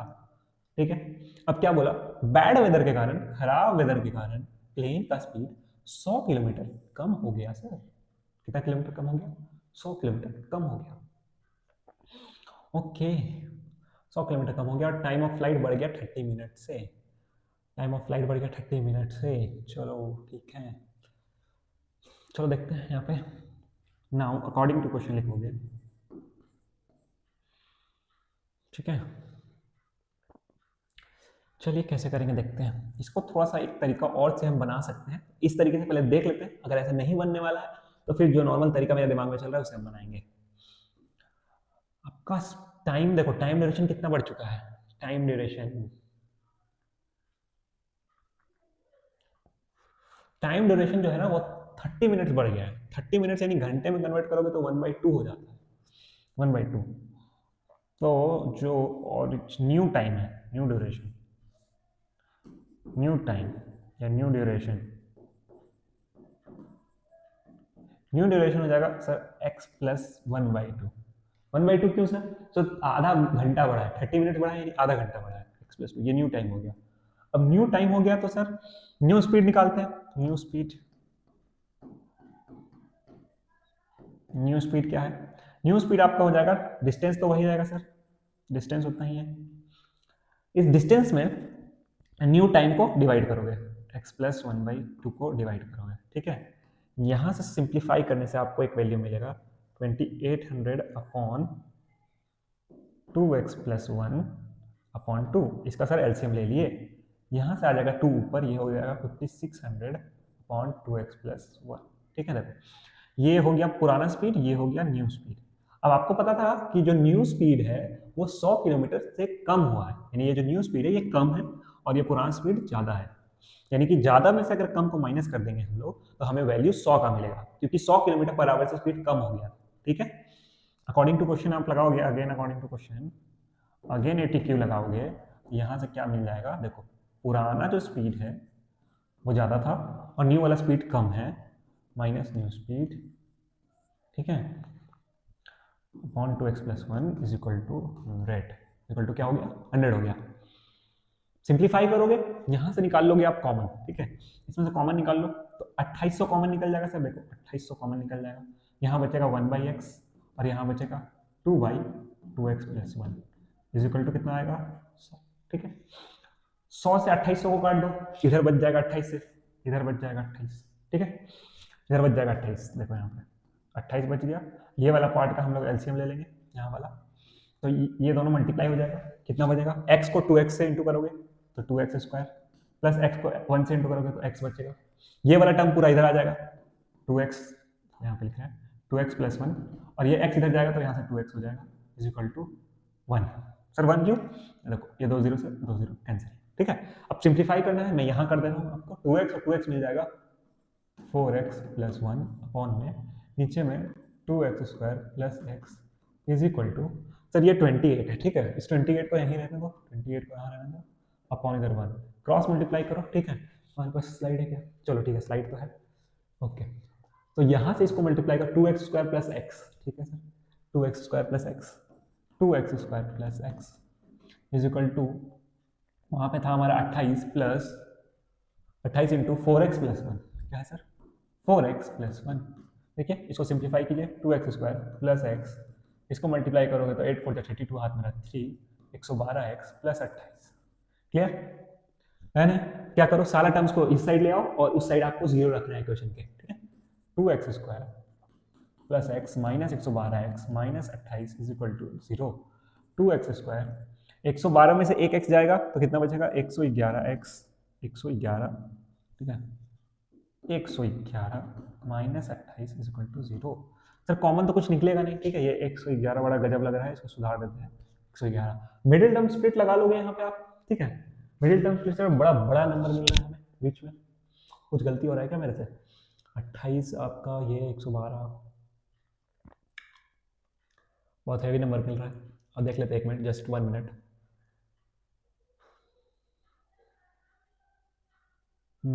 एक मिनट फिर से देखते हैं। 28 कॉमन निकाला, वहाँ बचा 56 और 2x प्लस 1, 2x प्लस 1, ठीक है, तो कॉमन निकाले 2x स्क्वायर प्लस x, यहाँ हो गया 2x प्लस 1, वहाँ हो गया 2x, हो गया 4x प्लस 1, 100 से कटा आपका, अच्छा सॉरी, ठीक है, यहाँ पे माइनस चल रहा था आपका, ये चल रहा था माइनस, देखो तो ये टर्म आपका पूरा कट जाएगा, ये हो गया गलती, ये हो गया मेरे से थोड़ा सा मिस्टेक, अब ध्यान रखना इस चीज़ को, 2x वाला टर्म से 2x टर्म कट जाएगा, यहाँ सिर्फ 28 बचेगा, ठीक है। तो सिंप्लीफिकेशन इसको जरा हम लोग कर लेते हैं, 4x वाला टर्म कट गया था, ठीक है, 2x कट गया था ना, 2x कट गया था, यहाँ बचेगा नहीं, देखो फिर से हम लिख देते हैं, ठीक है, यहाँ पे सिर्फ 1 बचेगा, 2x तो बचेगा नहीं, तो 2x square plus x is equal to 28 को इधर बुलाओगे, 2x square plus x minus 28 is equal to 0। अब मिडिल टर्म स्प्लिट लगाओ या फिर डी का फॉर्मूला लगाओ, तो मिडिल टर्म स्प्लिट हम लगा देते हैं, 2 को इंटू किया 28 से आ गया 56 को 2 पार्ट्स में तोड़ने थे तो यह टूट गया आपके 7 इंटू 8 से, देखो 7 और 8 को भैया यहाँ से दिख रहा है हमको 1 दिख रहा है, कुछ तो नंबर दिख रहा है, ओके सर, आओ लिखो इसको, बड़ा नंबर क्या है भैया 8, यहाँ साइन है प्लस का तो बड़ा नंबर में प्लस दो, माइनस 7x दे दो, minus 28 is equal to 0, common निकालो, यहाँ से कॉमन आपको दिखेगा 2x, यहाँ बचेगा आपका x और यहाँ बचेगा 4, ठीक है। अब आपको पता है कि यहाँ पे ट्रिक क्या लगाना है, तो ऐसा नंबर कॉमन निकालेंगे जहाँ पे x बच जाए, यहाँ पे x बचाने के लिए -7 कॉमन निकाल लो, और उसके बाद क्या करेंगे सर, यही वाला चीज सेम टू सेम लिख देंगे, ये आपको लिख देंगे। ये देखिए x+4 बच गया यहाँ से, जो सेम 2 बार दिखा उसको एक बार लिखोगे, और यहाँ से 2x - 7 लिखोगे इक्वल टू 0। इसको सॉल्व करोगे तो x - 4 बचेगा, और इसको सॉल्व करोगे तो 7/2 बचेगा। x हमने क्या माना था सर, x हमने माना था ड्यूरेशन ऑफ फ्लाइट, फ्लाइट का ड्यूरेशन, फ्लाइट का टाइम। तो टाइम कभी नेगेटिव में नहीं आने वाला है। इस चैप्टर में आपका अगर एज का क्वेश्चन सॉल्व कर रहे हो, फ्रैक्शन का क्वेश्चन सॉल्व कर रहे हो, या डिजिट का क्वेश्चन सॉल्व कर रहे हो, या इस तरह का टाइम स्पीड का क्वेश्चन सॉल्व कर रहे हो, तो ये माइनस वाला वैल्यू नहीं आएगा, ठीक है। ये बच गया, देयरफॉर हमें पता चल गया फ्लाइट का ड्यूरेशन, ड्यूरेशन ऑफ फ्लाइट ये हो गया 7/2 यानी 3.5 आवर, 3.5 घंटे की फ्लाइट थी, ठीक है। इसको आप और कैसे बना सकते थे, यहाँ पे देखो, यहाँ पे जो मैंने ड्यूरेशन को पहले में x मान लिया है ना, यहाँ ड्यूरेशन की जगह आप स्पीड को x मान लो, ठीक है। स्पीड को क्या मान लोगे, x, और टाइम को यहाँ पे आप इस तरह से निकालोगे, टाइम इज इक्वल टू कैसे निकालोगे, डिस्टेंस अपॉन स्पीड, तो 2800 अपॉन x ले लोगे, ये हो जाएगा तुम्हारा टाइम 1, पहले का टाइम। उसके बाद जब स्पीड घट गया था तो न्यू स्पीड कितना हो जाएगा, x - 100, ठीक, पुराना स्पीड x, उसके बाद x - 100, तो न्यू टाइम निकालोगे तो 2800 अपॉन x - 100, स्पीड घटा हुआ है, ठीक है। जब स्पीड घट गया है आपका तो टाइम बढ़ जाएगा, फिर ये वाला टाइम ज्यादा होगा, और ये वाला पहले वाला टाइम क्या हो जाएगा, कम। अब उन दोनों टाइम के बीच का डिफरेंस है आधे घंटे का, तो बड़ा वाला टाइम को पहले रखोगे, यानी ये वाला पार्ट पहले रखोगे इसमें, जिसमें आएगा 2800 बाई x - 100, उसके बाद माइनस करोगे पुराने वाले टाइम से, वहां पे रहेगा तुम्हारा 2800 upon x is equal to लिखोगे 1/2, क्योंकि वहां पे आपका जो टाइम था 30 मिनट्स यानी आधे घंटे के फर्क में था, आधे घंटे को आप कन्वर्ट करोगे तो 1/2 लिखोगे ना, 30 मिनट्स दिया हुआ है 1/2, उसके बाद सॉल्व करोगे, ठीक है। यहाँ मैंने ड्यूरेशन को ही x ले लिया था, तो कोई दिक्कत वाली बात नहीं है, ठीक है। चलिए क्वेश्चन आप बनाते रहो और कमेंट्स में मुझे बताते रहो कि आपका आंसर आ रहा है कि नहीं आ रहा है। चलिए नेक्स्ट क्वेश्चन को देखते हैं। हमारा नेक्स्ट क्वेश्चन क्या कह रहा है, चलो भाई नेक्स्ट क्वेश्चन क्या कहता है। नेक्स्ट क्वेश्चन है हमारा क्वेश्चन नंबर 11, इसमें हमें बोला है वाटर टैप के बारे में। सर सर 2 नल है यहाँ पे, ठीक है। 2 water taps together can fill a tank in, ये होगा 1 होल 7/8, ठीक है, 1 होल 7/8 आवर्स। 2 टंकी है, देखो मैं यहाँ पे आपको बना के बताता हूँ, ठीक है। इस तरह से एक टंकी है, उसमें 2 नल लगे हुए हैं। अगर दोनों नल को साथ में खोला जाए, दोनों नल को साथ में खोला जाए, तो ये दोनों नल मिल के टंकी को इतने टाइम में भर देते हैं, 1 होल 7/8, ठीक है। 1 होल 7/8 को अगर आप तोड़ोगे तो ये हो गया 8 7 जा 15, 15/8 आवर्स, इतने आवर्स में भर देते हैं। उनमें से एक टैंक थोड़ा बड़ा है यानी मोटा डायमीटर का है, और दूसरा वाला टैंक टैप जो है, सॉरी टैप जो है यानी कि नल जो है वो थोड़ा सा पतला है, उसको भैया ज्यादा टाइम लग जाएगा, ऑफ कोर्स से बात है। जो मोटा वाला आपका पाइप है वो कम टाइम में भरेगा, तो tap with longer diameter takes 2 hour less, 2 घंटे कम लेता है छोटे वाले टैप के अनुसार, जब उन दोनों को सेपरेटली खोला जाए। क्वेश्चन समझिए, 2 टैप है, दोनों टैप को खोल दिया जाए साथ में, तो मिलके 15/8 आवर्स में टंकी भर जाता है। लेकिन जब दोनों को सेपरेटली खोला जाता है, यानी कि छोटा वाला नल बंद है, सिर्फ बड़ा वाला नल चल रहा है, तो उसको जितना टाइम लगता है उससे 2 घंटा ज्यादा टाइम लगता है, जिसका डायमीटर पतला है यानी कि डायमीटर कम है उस वाले नल को, उसको ज्यादा समय लगेगा बढ़ने के लिए, ठीक है। सेपरेटली में बता दिया, तो आपको यही फाइंड करना है कि उन दोनों नल्स को अलग अलग टंकी को भरने में कितना टाइम लगेगा, ठीक है। तो आप यहां से लेट मानोगे, देखो यहां से लेट मानोगे, आप लेट क्या लोगे, let time taken to fill the tank by कौन सा टैप, ठीक है, दोनों में से किसी को भी मान लो, by smaller diameter tap, smaller diameter वाला को ले लो, smaller diameter tap B X R, माना कि छोटे वाले पाइप को कितना टाइम लगता है, एक्स आवर, छोटा है भैया, ठीक है, छोटा सा, छोटा मीन्स डायमीटर में छोटा है, कम पानी निकल रहा है। अब बड़ा जिसका मुंह है, ठीक है, उससे आपको जो निकल रहा है पानी उसको कम टाइम लगेगा भरने में, तो therefore time taken to fill tank by इस तरह से लार्जर डायमीटर, उसका टाइम थोड़ा कम हो जाएगा, वो कितना हो जाएगा, इससे 2 घंटे कम। सर कहाँ बोला है 2 घंटे, ये देखो 2 घंटे कम, तो x माइनस कितना हो जाएगा 2 आवर्स। यहाँ तक डन है, क्लियर, ठीक है, समझ में आ गया। छोटा वाला टैप को ज्यादा टाइम लग रहा है, बड़ा वाला टैप को कम टाइम लग रहा है। अब इन दोनों टैप्स को साथ में खोला गया था ना, ठीक है, दोनों टैप्स को साथ में खोला गया था, तो टंकी को कितना देर में भर जाता होगा, 15/8 आवर्स में। तो यहां हम लोग थोड़ा सा चीज समझेंगे कि देखो यहाँ पे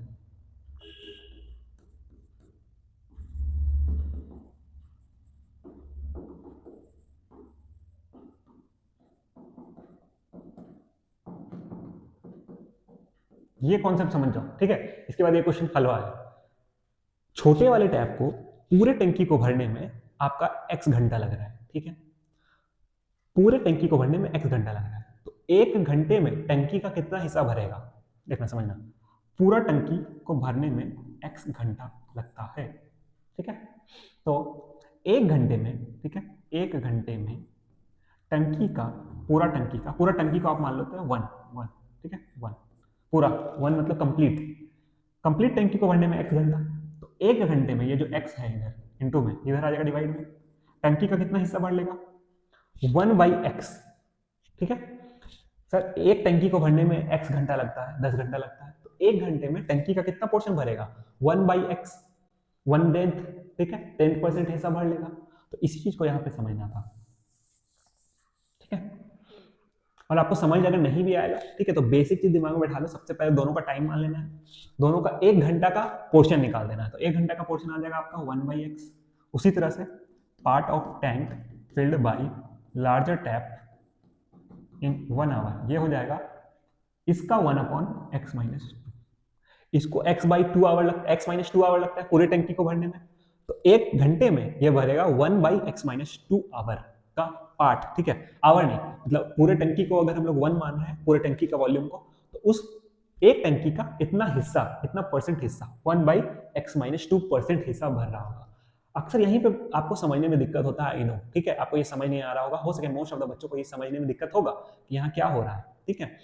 तो बहुत सिंपल सा चीज है, पूरा टंकी यानी एक टंकी को भरने में अगर x घंटा लगता है, तो 1 घंटे में कितना टंकी का हिस्सा भरेगा, टंकी का कितना परसेंट हिस्सा भरेगा, तो 1 को x से डिवाइड कर देंगे, तो 1/x हिस्सा या 1/x परसेंट, वही कॉन्सेप्ट यहां लगा दिए।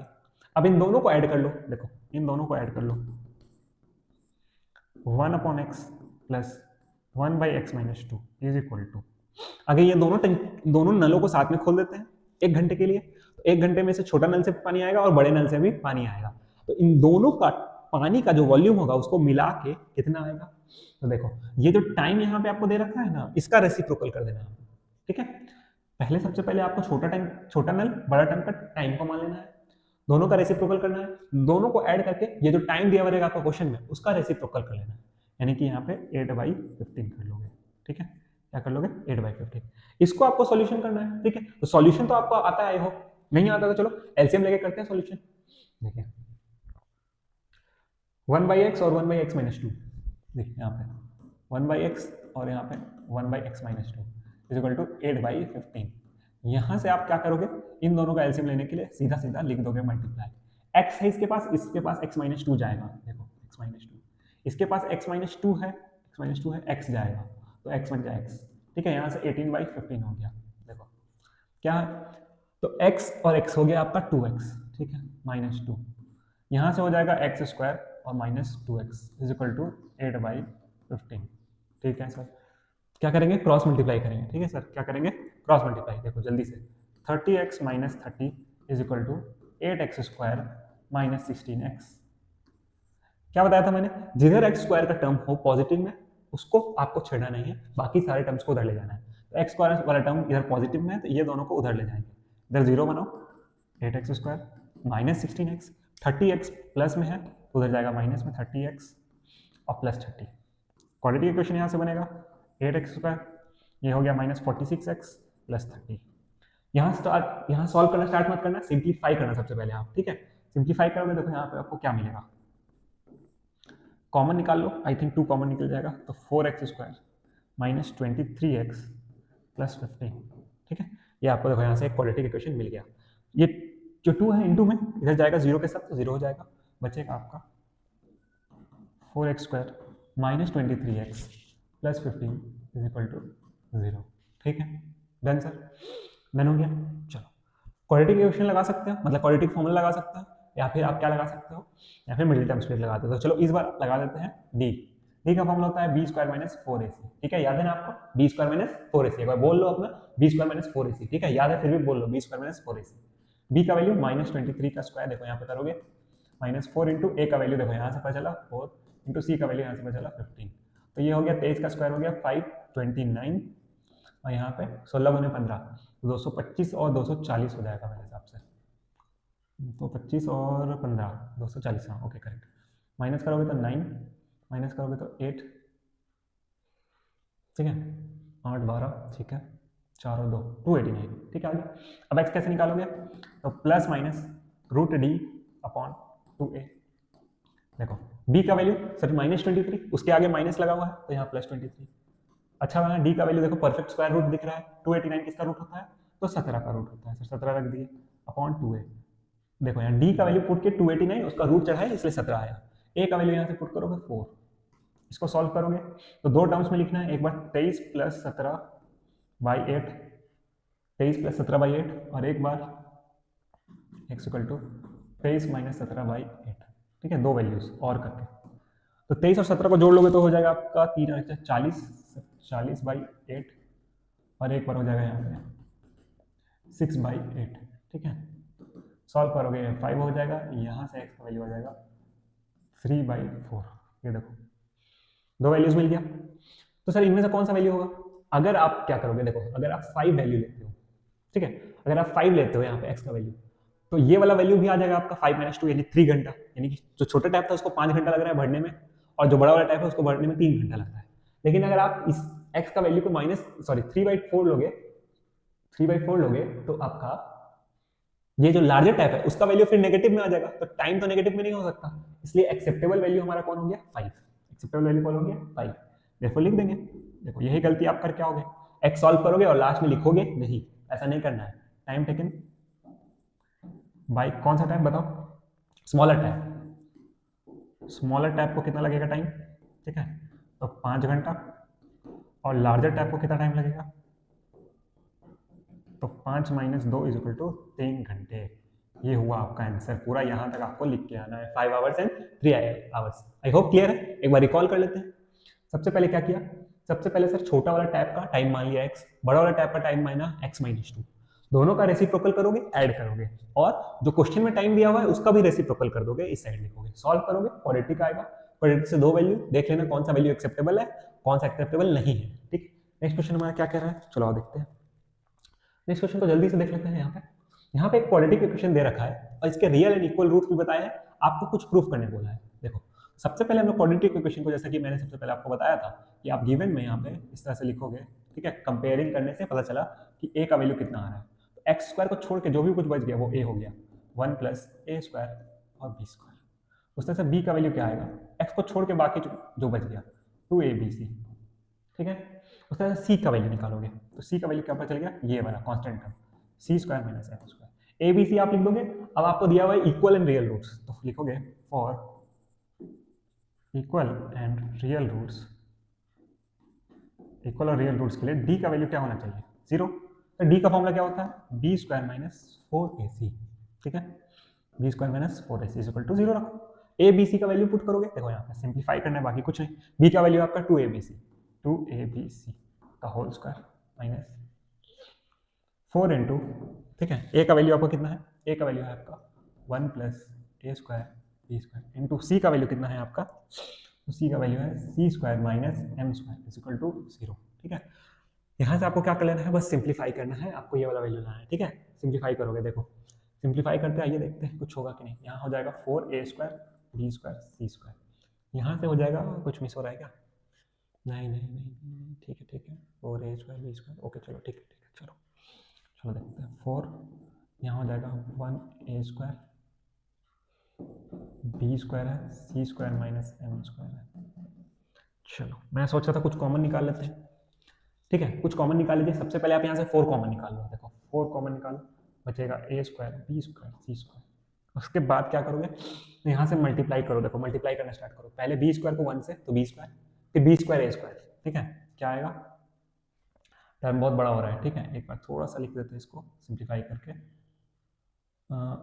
b² ना, एक मिनट, b² और a² b², फिर इसको मल्टीप्लाई करेंगे c² - m² से इक्वल टू 0। 4 उधर चल जाएगा तो ये पार्ट आपका 0 बन जाएगा, ठीक है।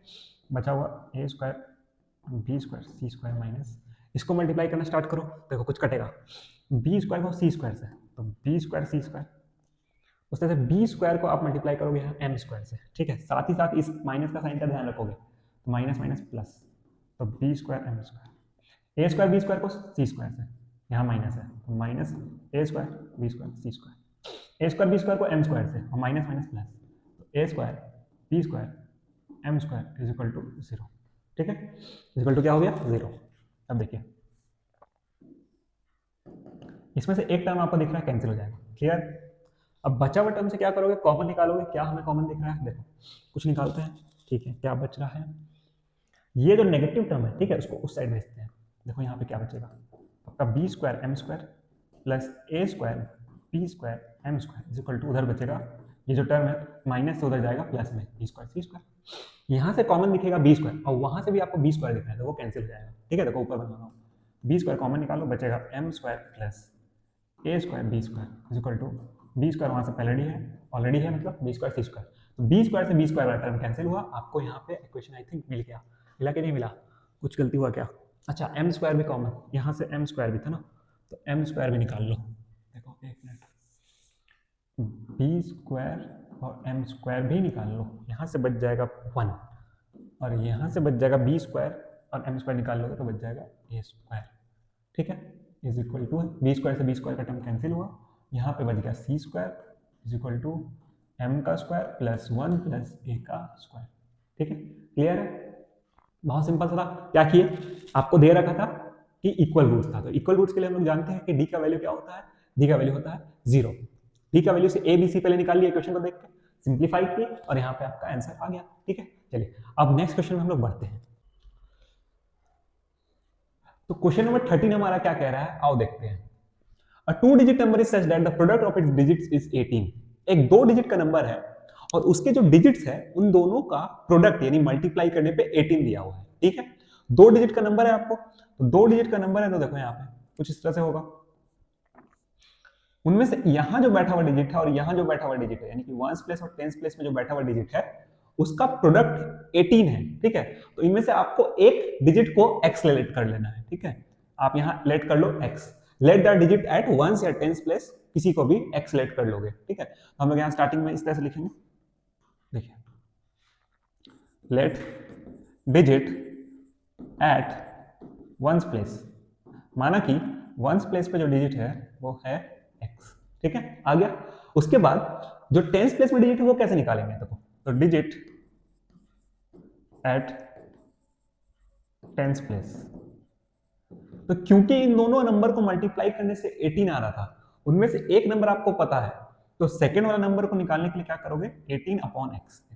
समझे इस चीज को, दो नंबर्स जो आपको दिए हुए थे, मतलब 2 डिजिट्स जो दिए हुए थे, उन दोनों का मल्टीप्लाई करने से 18 आ रहा था, तो उनमें से अगर आपने एक नंबर को x मान लिया तो दूसरा नंबर कैसे आ जाएगा आपका 18 डिवाइड बाई x। ठीक है, अब बोल रहा है when 63 is subtracted from the number, उस नंबर से जब 63 हम लोग सब्ट्रैक्ट करेंगे तो क्या होगा, जो 2 डिजिट का नंबर है हमारा उसमें से अगर 63 सब्ट्रैक्ट करेंगे तब आपका क्या होगा, डिजिट्स इंटरचेंज हो जाएगा, यानी कि न्यू नंबर बन जाएगा यहाँ पे। ठीक है, चलो देखो कैसे करेंगे। तो डिजिट्स मान लिए, सबसे पहले 1s प्लेस का, उसके बाद 10s प्लेस का, फिर आप क्या करोगे, यहाँ पे नंबर लिखोगे जो ओरिजिनल नंबर था, द ओरिजिनल नंबर, जो 2 डिजिट का नंबर क्वेश्चन में दिया हुआ था, ये जो नंबर था। ठीक है, इसको लास्ट में निकालना भी है।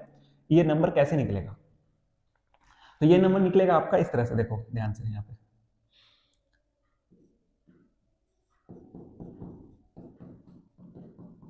कैसे निकलेगा सर, जो आपका 10s प्लेस में डिजिट आया है उसको 10 से मल्टीप्लाई करोगे और जो 1s प्लेस में डिजिट है उसको प्लस कर दोगे सिंपली। जो आपका 10s प्लेस में जो डिजिट है उसको मल्टीप्लाई करोगे 10 से। जैसे अगर आपको लिखा हुआ नंबर रहता 23, तो आप इसे कैसे तोड़ते हैं, यहाँ पे देखो 10s प्लेस में 2 है तो 2 इंटू 10 प्लस 3 ऐसे बनता नंबर। तो उसी तरह से यहाँ पे 10s प्लेस में 18 अपॉन x है, तो उसको 10 से मल्टीप्लाई करोगे, उसको 10 से मल्टीप्लाई करोगे और फिर यूनिट प्लेस यानी 1s प्लेस में जो नंबर है उसको ऐड कर दोगे। ठीक है, 10s प्लेस वाला नंबर को 10 से मल्टीप्लाई करोगे, यूनिट प्लेस ऐड कर दोगे, तो वही हम लोग यहाँ किए हैं। ये देखो यहाँ पे 10s प्लेस वाला में जो था 18 अपॉन x, उसको 10 से मल्टीप्लाई किए। ठीक है, तो ये हो गया 180 बाई x प्लस x। देखो क्लियर, बात समझ में आ गई। ठीक है, अब क्या बोल रहा है, जब इस नंबर से 63 सब्ट्रैक्ट करेंगे, इस नंबर से क्या करेंगे सब्ट्रैक्ट 63, तो डिजिट्स क्या हो जाते हैं, इंटरचेंज हो जाते हैं, डिजिट्स एक दूसरे का प्लेस को बदल लेंगे। तो डिजिट्स अगर प्लेस बदलेंगे तो यानी कि जो पहले नंबर, देखो पहले जो नंबर 10s प्लेस में था वो आ जाएगा आपका 1s प्लेस में, और वंस प्लेस वाला चल जाएगा टेंस प्लेस में। यहाँ देखो ऐसा हो जाएगा, टेंस प्लेस में अब आ जाएगा x और वंस प्लेस में चल जाएगा 18/x। तो अब हम लोग यहाँ से एक न्यू नंबर जो हमारा मान है, न्यू नंबर निकालेंगे, ठीक है।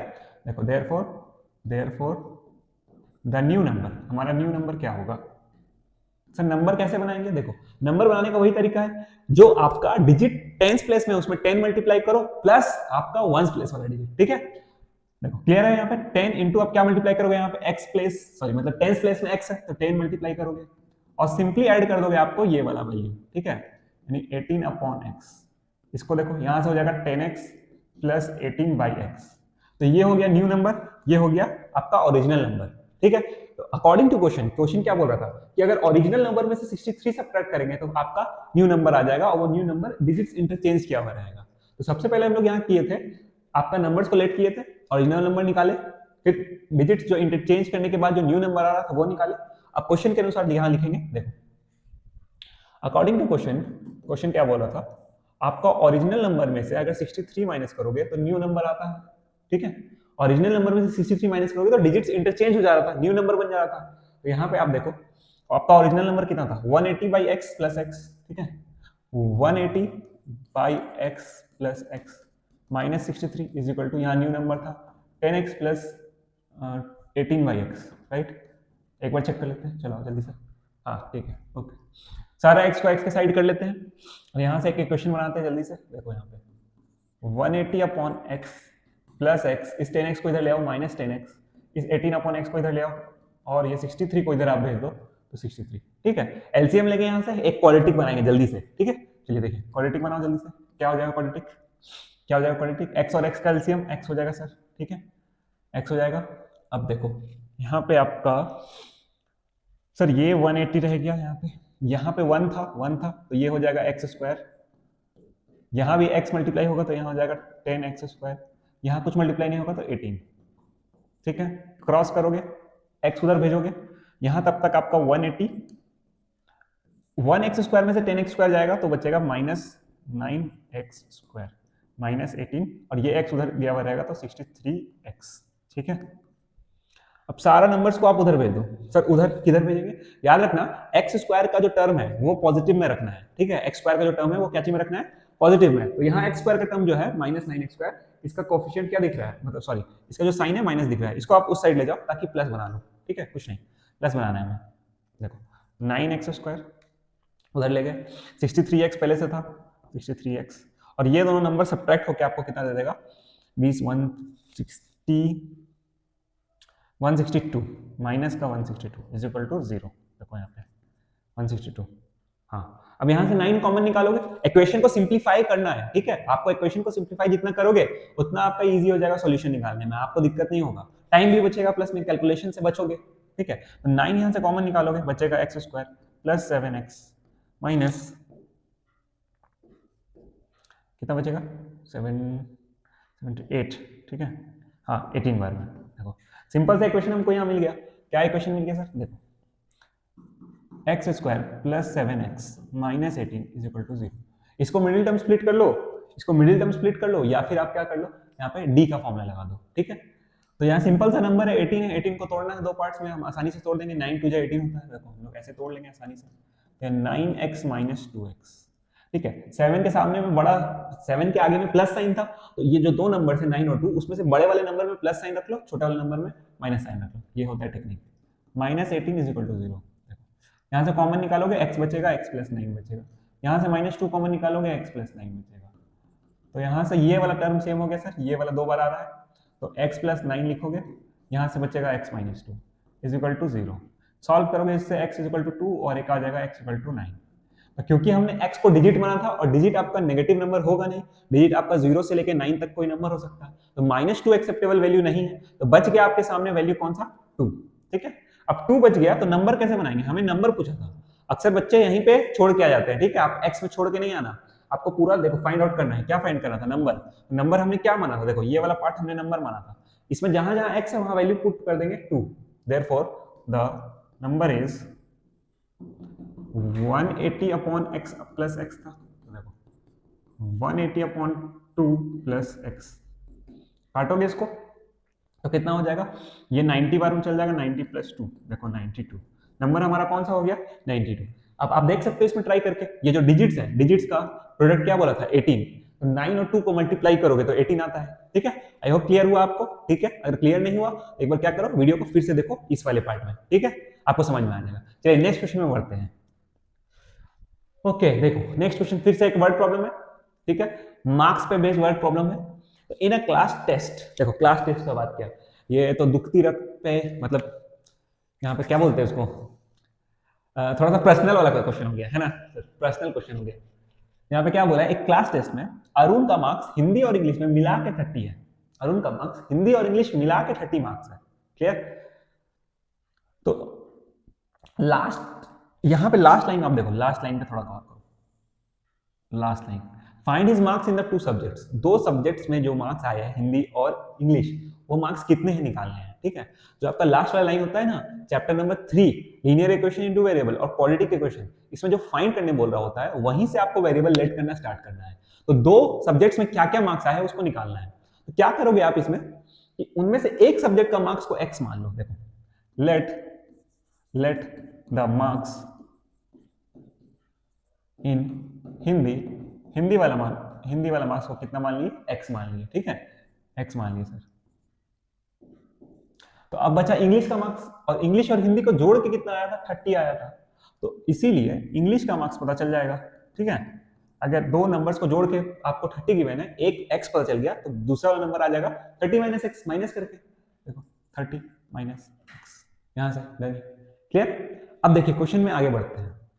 अब क्वेश्चन बोला है had he got 2 marks more in Hindi, अगर उसको 2 मार्क्स ज्यादा आता हिंदी में और 3 मार्क्स कम आता इंग्लिश में, तो उन दोनों मार्क्स को इंटू करने से 210 आ जाता। कितना आ जाता, देखो 210, 210। क्या क्या बोला क्वेश्चन में, क्वेश्चन के अनुसार चलेंगे।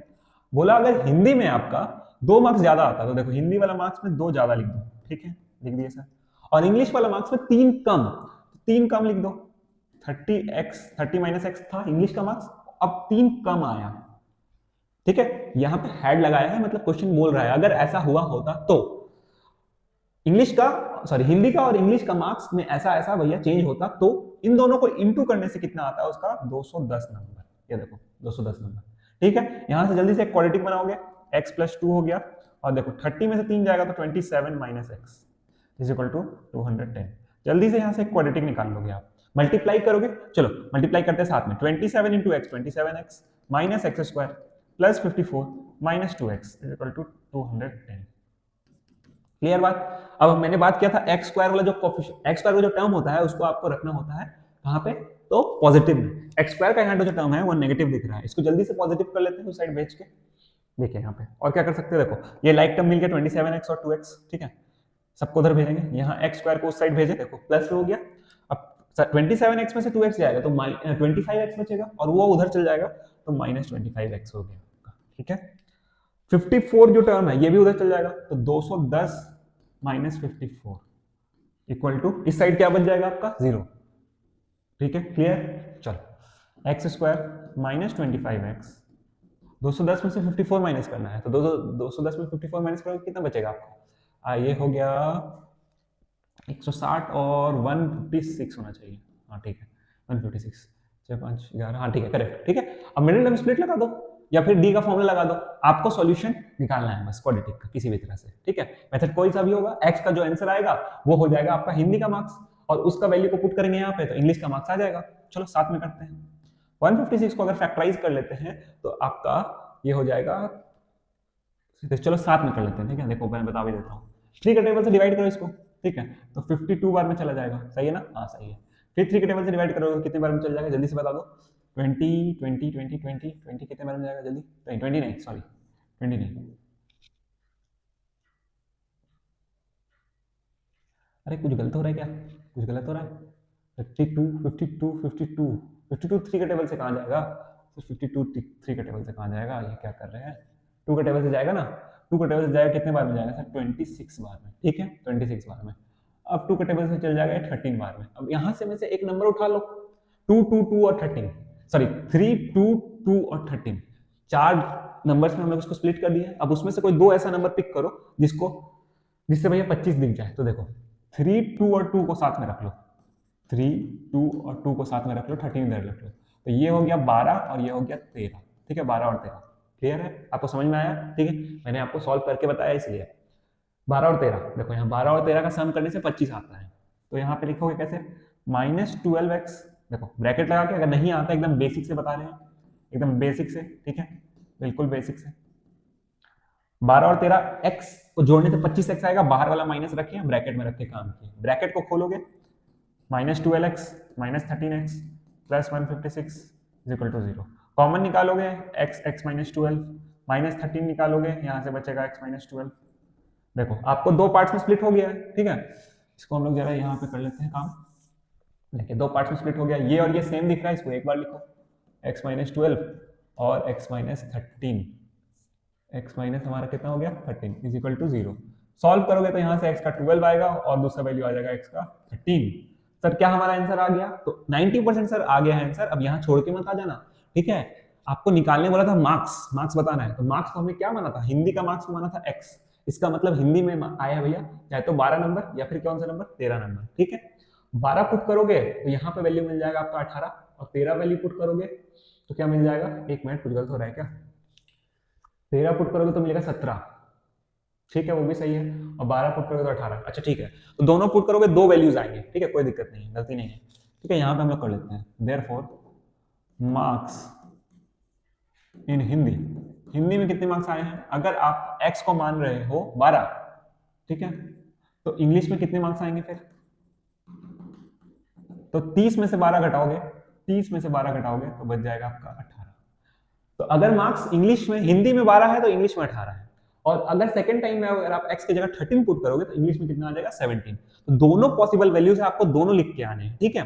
Therefore the marks are either 12 and 18 और 13 एंड 17, क्लियर। चलिए नेक्स्ट क्वेश्चन में बढ़ते हैं हम लोग, काफी क्वेश्चन हमने किए, काफी सारे इंपॉर्टेंट क्वेश्चंस किए, ये आपका लास्ट क्वेश्चन होने वाला है, ठीक है। चलिए आई होप आप सभी कोई क्वेश्चन खुद से ट्राई कर रहे हो, अगर आपसे सॉल्व हो जा रहे हैं तो वेल एंड गुड, आप कमेंट्स में बताते जाओ सर कौन कौन सा क्वेश्चन सॉल्व हो रहा है, सॉल्व नहीं हो रहा है तो कोई बात नहीं है, आप इन क्वेश्चंस को मेरे सॉल्व करने के बाद आप खुद से प्रैक्टिस करो, ठीक है। इन सारे क्वेश्चंस के एग्जाम में आने की गारंटी बहुत ज्यादा है, ठीक है, आप प्रैक्टिस करो, आपको डायरेक्ट क्वेश्चंस एग्जाम में देखने को जरूर मिलेंगे, देख लेना, ये मेरी गारंटी है। चलिए लास्ट क्वेश्चन करते हैं हम लोग इस वीडियो का। देखिए बहुत आसान सा क्वेश्चन है, ठीक है, क्वाड्रेटिक बना हुआ नहीं है, आप एक बार उतार देता हूं इस क्वेश्चन को, 1/x + 4 - 1/x - 7 is equal to 11/13। Quadratic बना हुआ नहीं है, क्वाड्रेटिक आप बनाओगे, क्वाड्रेटिक बना के सॉल्व करोगे x के लिए, तो देखो कैसे होगा। नीचे में दो पार्ट्स है, आपको लेना है, जी हाँ सही कहा, एलसीएम, ठीक है। सबसे पहले क्या करोगे, x + 4 लिखोगे, यहाँ लिखोगे x - 7।